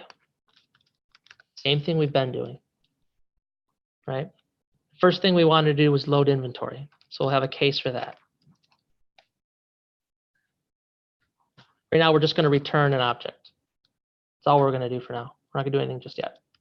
And our default, this is a little different. Instead of returning state, we're going to return the action. This is the one kind of slight deviation that solved the problem of the old way that we were doing state management versus the new mainstream conventional way. So in Redux, which is where reducers got popular, you always return the state. The reason why is that the concept of the reducer is so that the return of everything that happens, you return your next version of state, right? Because that's the thing that's going to be re-rendered when your app re-renders. It's going to take all that new data, it's going to throw it into your app. So you always want to return the state. That's why we return state from use reducer. With Quickstore, we want to return the action because Quickstore is going to manage that use reducer function for us. It's managing it for us. So we just need to return either one, the action that was dispatched to it, or two, the changes that we want to see merged into state. So before we were saying load inventory state plus the things we want to do. We don't have to do that. We just need to return the thing we want changed. In our case, inventory action dot, it's not action dot payload, but this is what the convention would look like. The one stipulation with, well, the same thing with use reducer. You have to return the same type of value that your provider is providing. So we always, in use reducer in context store, we returned an object. So since our initial state is an object, we have to return an object. So that's why the default, we're returning an action is action. So you remember what an action is? Almost. It is the change that we want to see, but the action itself is an object. I knew it. It just it's an object with two properties, but an object nonetheless. So no matter what, we're going to have to return an object. So whether you return the action as a default because it didn't match any case statements, or you return the thing you want to change, it must be an object or in object form. Right? If you wanted to return two things, you'd have to supply an object anyway, because now you have two things that you want returned, right? Oh. If I'm going to return multiple things at one time, I have to jumble them up somehow. Objects are perfect for that. So for now, we're just going to return, we'll just say inventory and another empty array. Doesn't matter. Or actually, to illustrate the point, let's grab an inventory object and let's return that. An array of that one object. Oh, did I not copy it?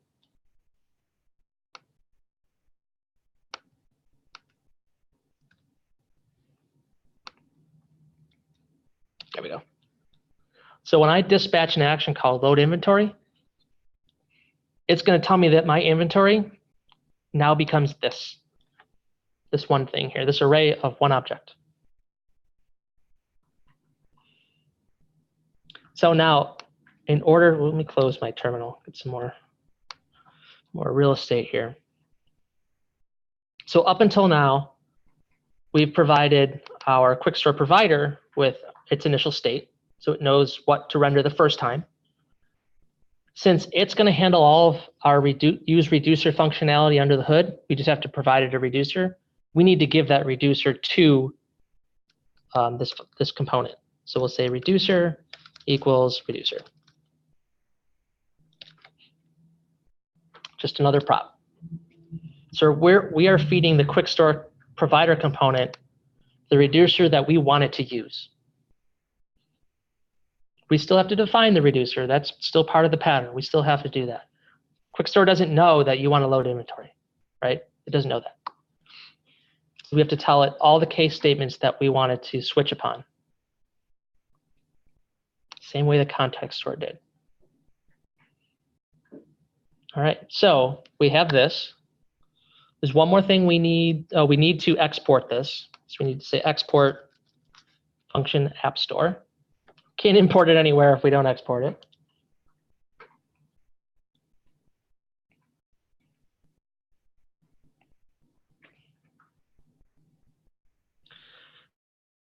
Thing we need to do is, now we technically don't need to import use quick store here, but since I'm calling this app store, I want to rename it to the same convention.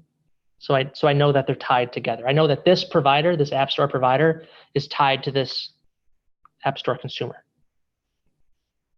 So the first thing we'll do is we're going to export constant. No, we'll export a function, sorry. Back to my notes. Actually, this is a convention that I really should be following. Put all your exports at the bottom. That way you know where they are. They're not mixed in with your imports. So the last thing we'll do is we'll import, actually, we'll import a const, or I'm sorry, export a const. We'll call it use app store.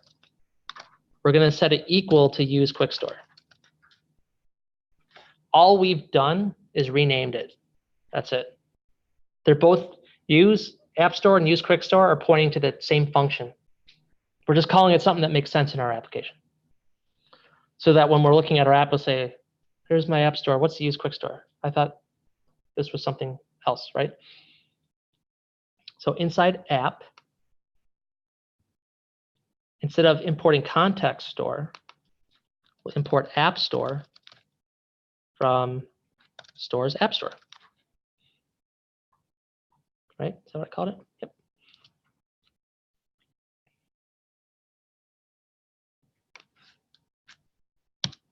And then we're going to wrap our app store around our router. So everything below it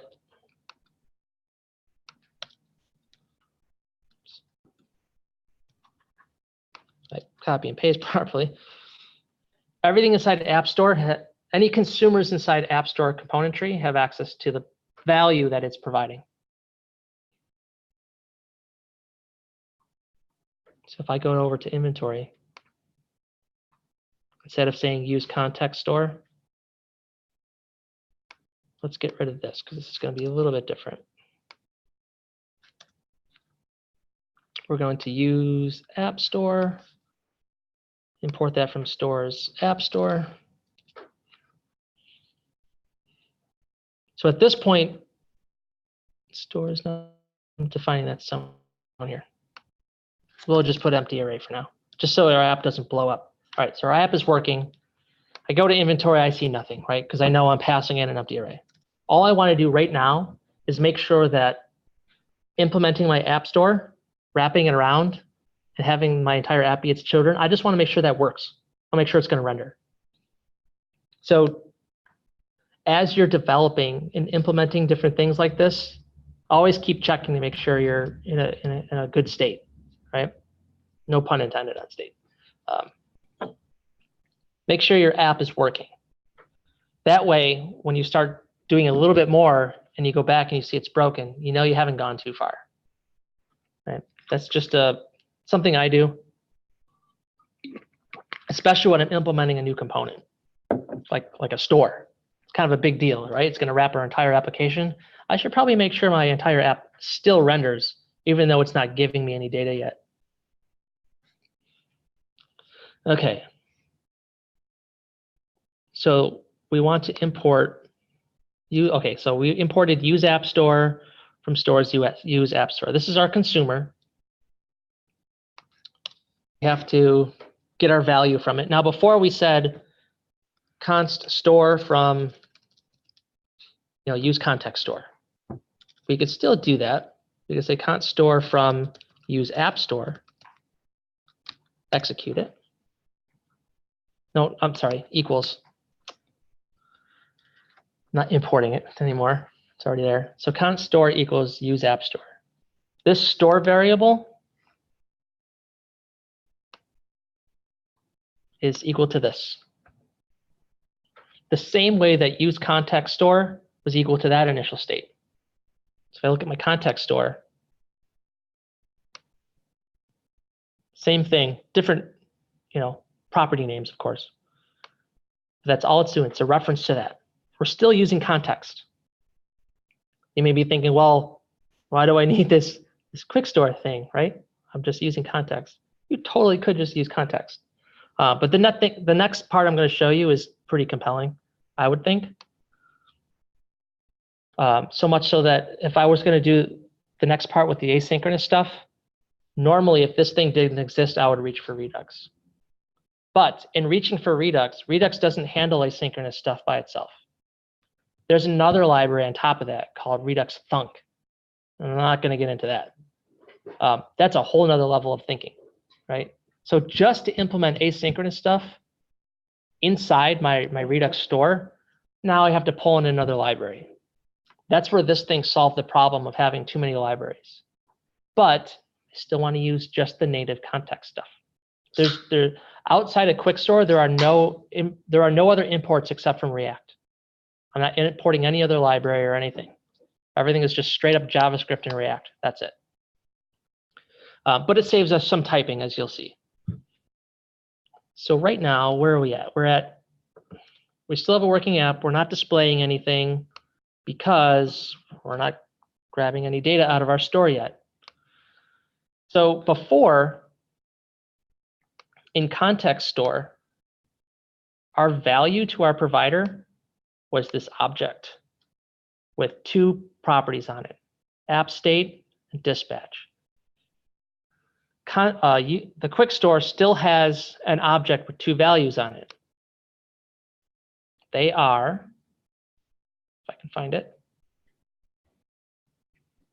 state and dispatch. So instead of app state, it's called state. But dispatch is still the same.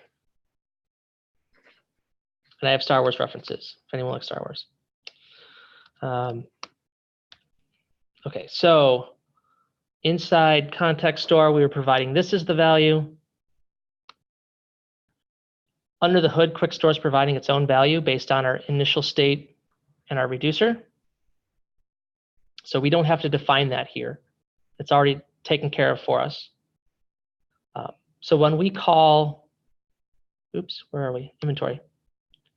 When we get this store back, that store is an object that looks like this. Right? Those are the properties on that object. So other than dispatch, apps, instead of app state, it's just called state, just to make sure that's clear. So store is this object thing. So I would say store.state, and what is it, inventory? That's an array. Now it's still empty because our initial state still shows that it's empty. If I want to load inventory, I can dispatch an action to do that. So I would come over to inventory, and on use effect, I would call store.dispatch. The only thing this action object needs to have is a type. I don't need to have payload. Store is taking care of that for me because I've defined what it's supposed to do right here. I just need to give it the type. This payload is an optional property on an action. So I go over to my app. It's actually dispatching this action when the component loads, and it's synchronously adding this one piece of data to my inventory array. Everyone follow that so far? It's the same thing we were doing, right?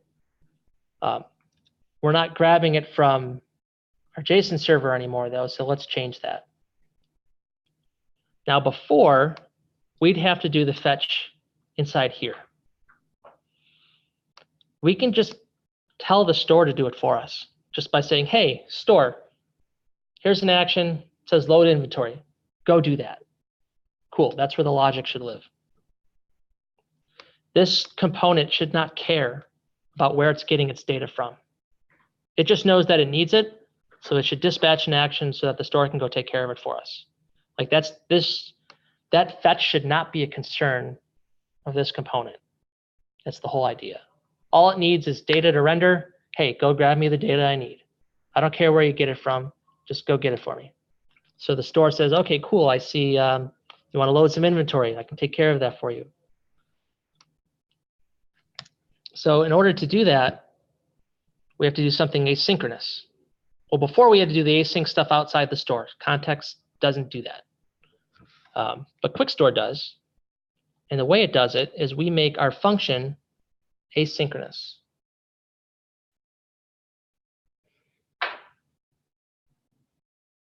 Go back to my, yep. All we did was we throw the word async in front of our function. Now it's an asynchronous function according to JavaScript, which means we can use our await keyword. Does anyone remember async await? So I can await the result of some asynchronous action to happen before I proceed. Really handy when you want to return something inside state that's not synchronous. So now we can say await fetch from wherever we were fetching the data from that I deleted. I'll see if I remember this. HTTP. This was localhost 1/inventory.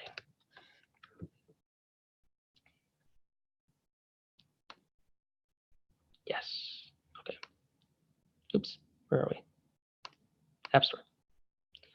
We're going to fetch this thing. We're going to await the return of this fetch operation. So now we could say dot then, just like we were. We get our response. We're going to return our response into JSON.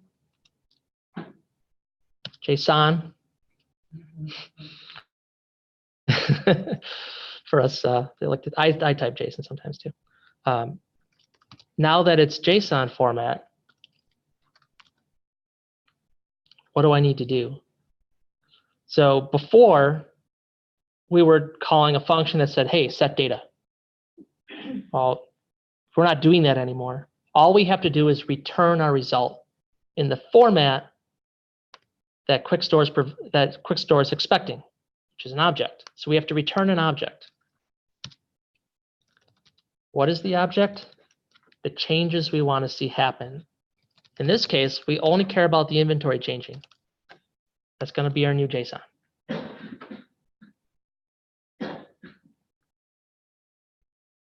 So far, all we've done is we moved our fetch into our store, added async so that we can await the response, because what's going to happen is this function is going to fire. It's going to say, okay, I'm going to switch on type. I see action.type is load inventory. Cool. I'm going to return, oh, I have to wait. Return this object, and when that's done, return it back down, right? In this case, if I didn't have a return statement, it would go down, down, and down until it got to a return statement. I'm just going to return it right away.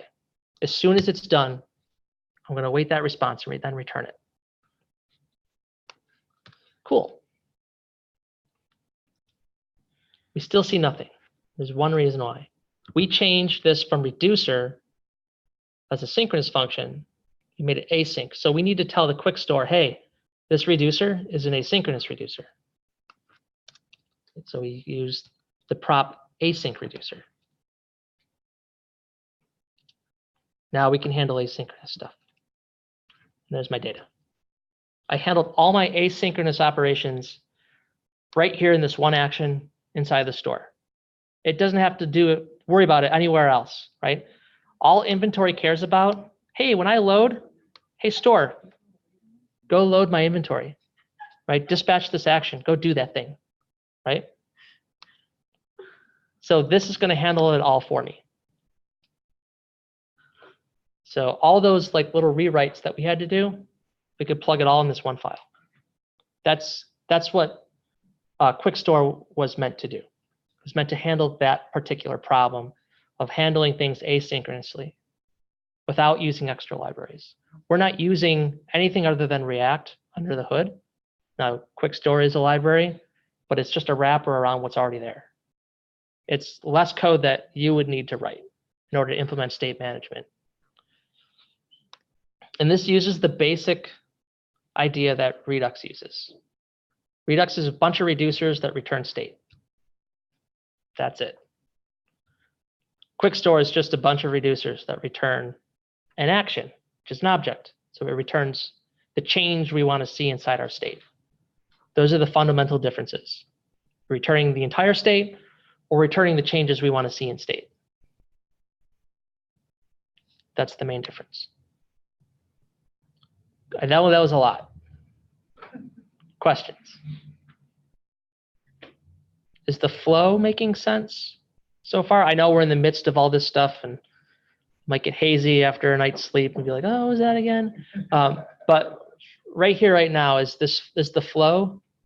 We've seen this pattern 3 different times, right? With use reducer, context, and now the store. It's the same pattern over and over and over.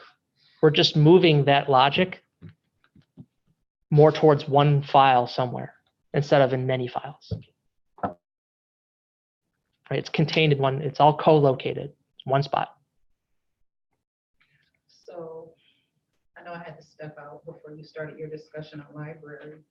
So when I left you, you had just finished talking about using context, and the flow did make sense as of the time that I had to step away. Okay. So the flow in context, it's the same here. Right. All we're doing is changing where our provider's coming from. Okay. And the different props that we're giving this component. Instead of value, we're giving it initial state and a reducer. Whereas in the other one, we were giving it the value and then using use reducer alongside of it, not in the same component. And so this combines everything into one little package. Now, the nice thing about this particular library is that if I want to do something synchronously or asynchronously, I can choose one or the other, or I can choose both. I can implement a reducer and an async reducer, or I can just do everything in the async reducer no matter what, it's going to handle it. I have a lot of options right now, including one option that's not available in, like, say, Redux. And this refers back to the problem that we were experiencing in an older library type of approach that we were using a while back, where we wanted to change something. We weren't using reducers. We're using something called this action handler. And the action handler took care of everything for us. We gave it the change we wanted it to see, and it just did it. It was a slightly different pattern, but it was simple. It only did one thing. It changed that one part of state, and that's all it did. That type of flow is still available in Quick Store. It's not part of like a mainstream sort of thing. It's a very shorthanded way of doing something.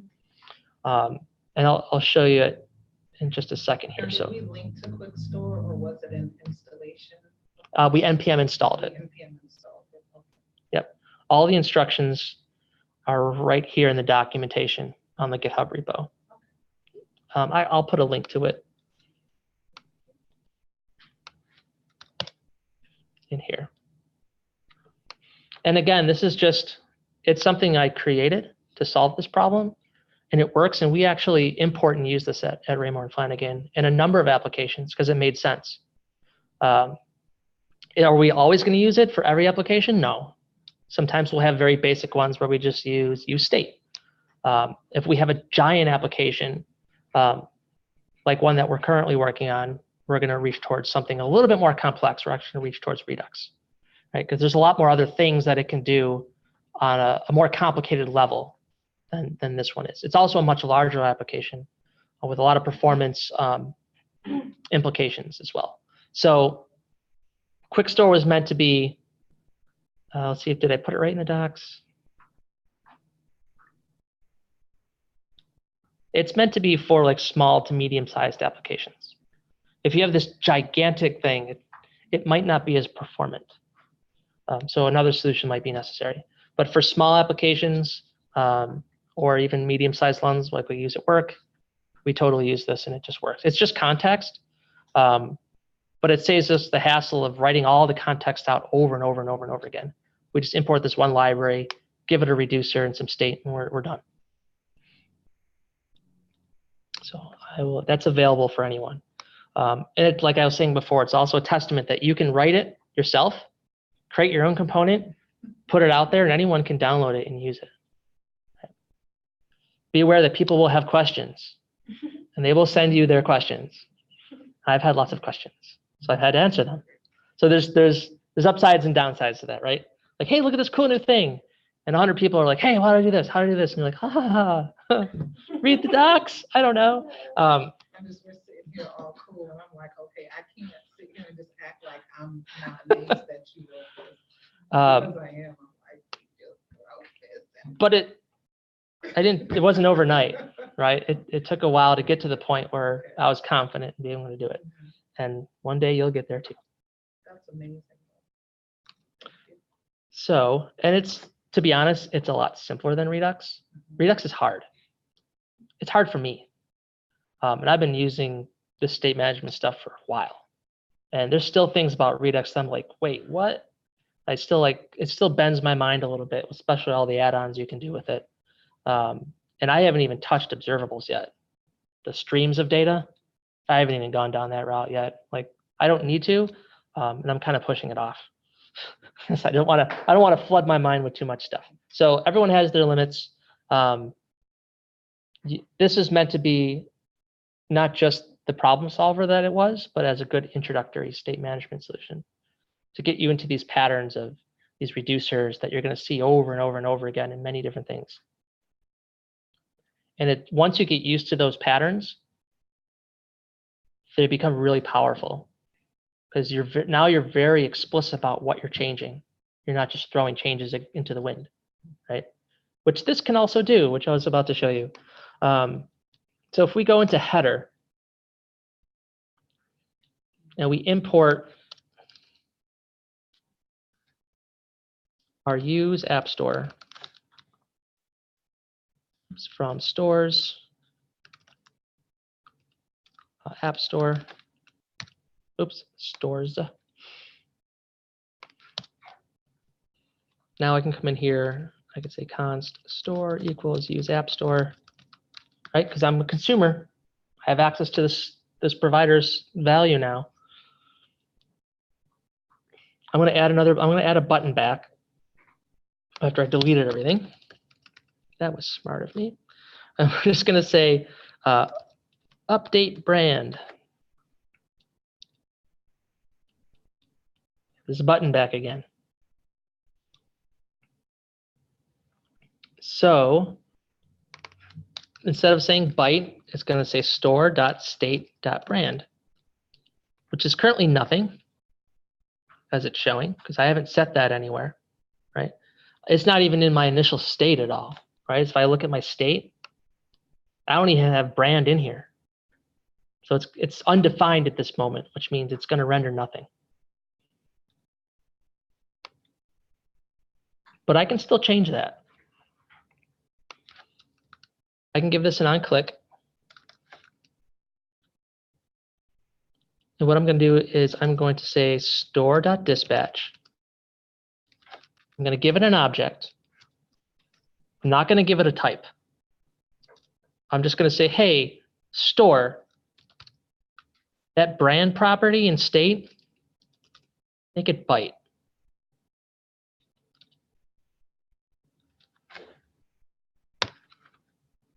It did it. I didn't have to give it a type. This is a very quick shorthand way of just,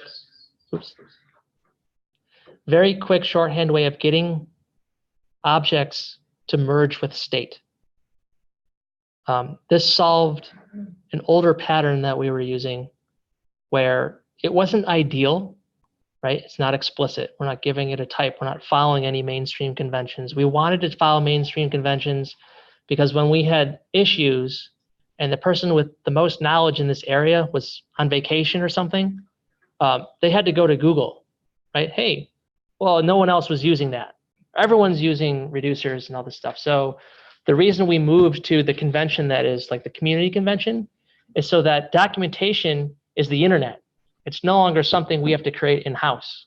That's awesome, right? We don't have to create the documentation anymore, right?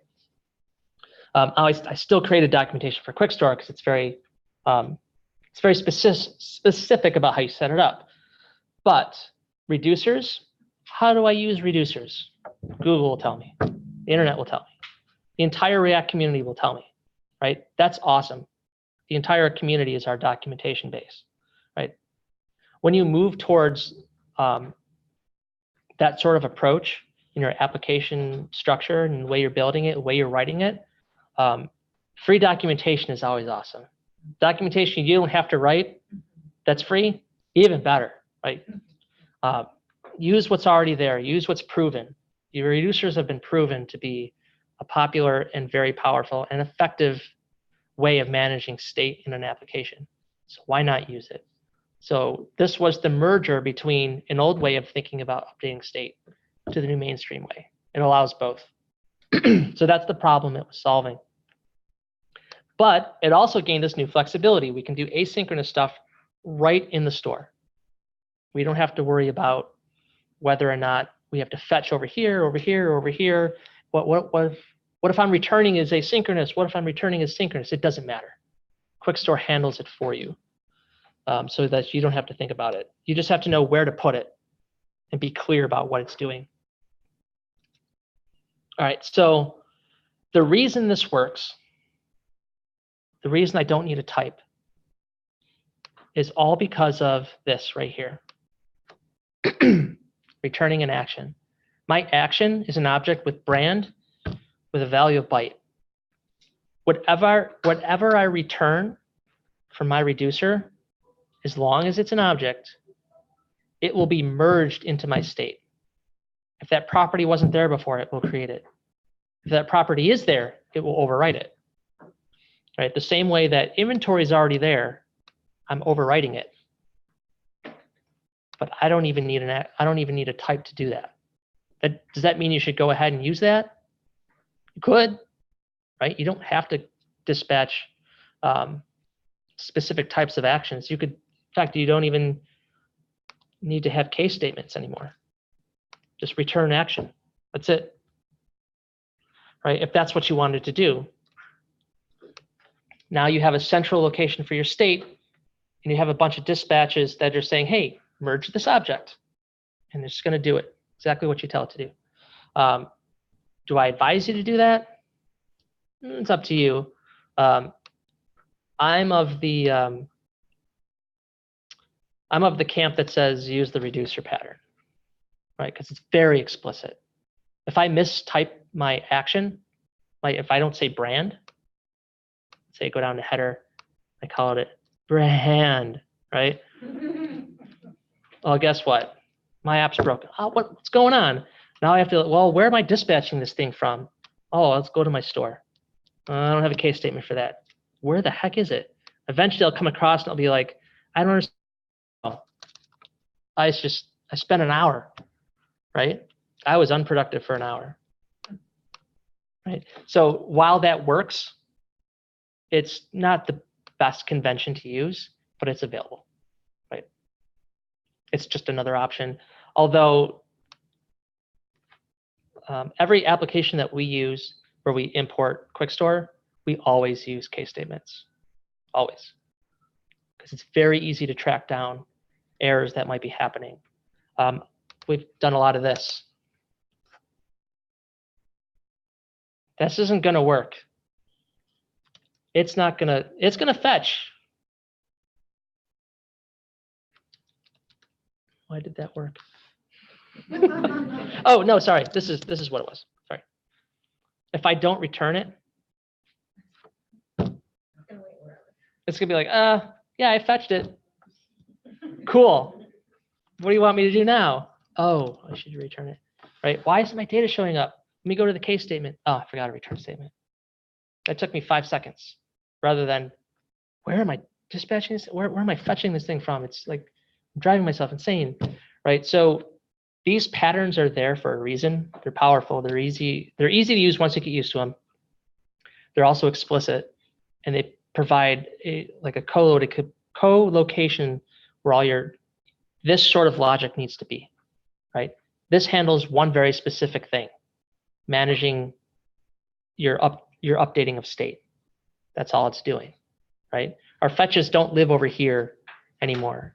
They're right here, right? We could totally do it there. Now, we could extract this out to another file if we had 5,000 fetch statements.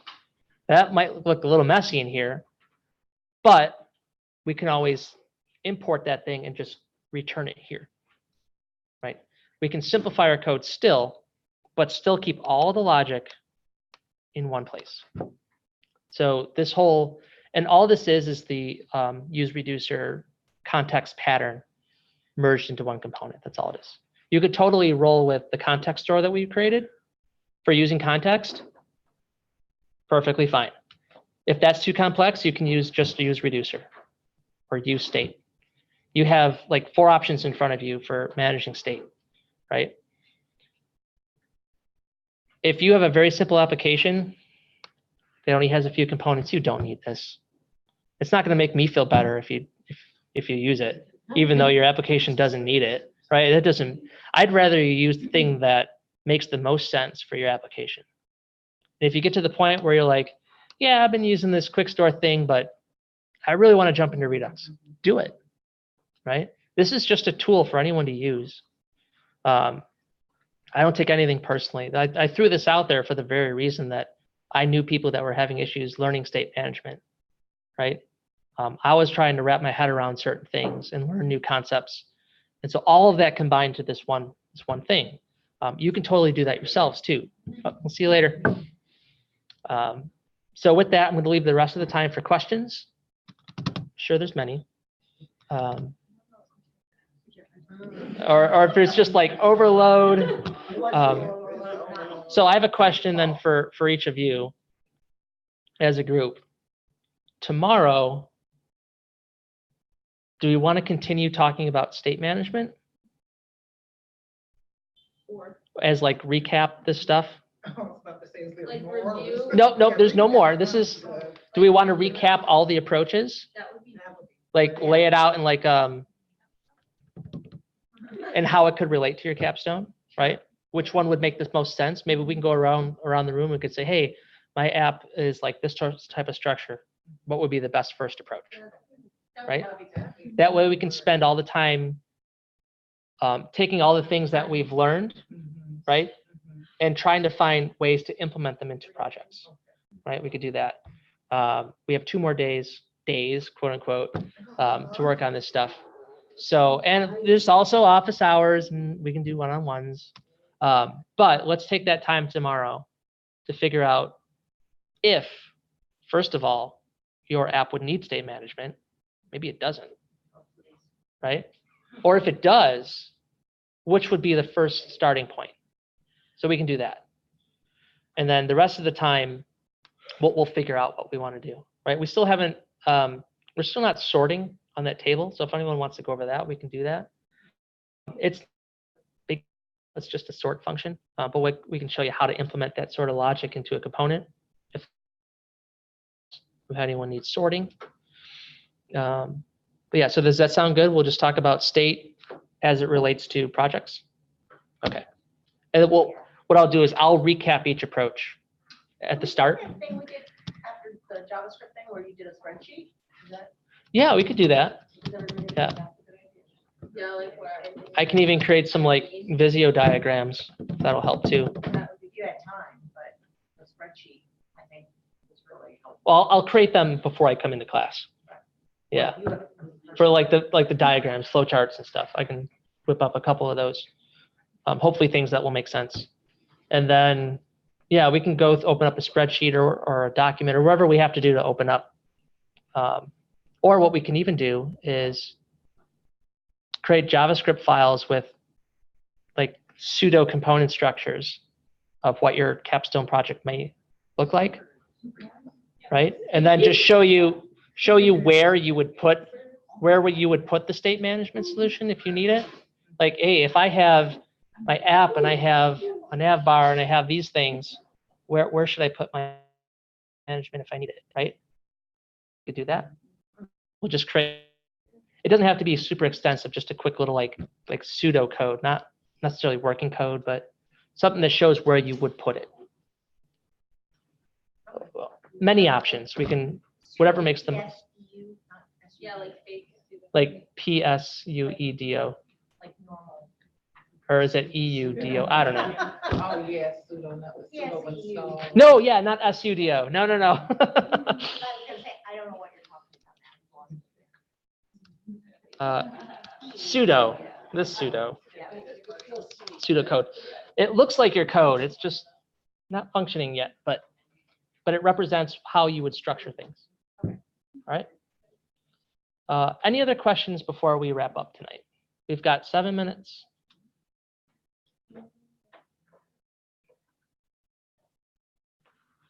Just why won't my picture show? All right.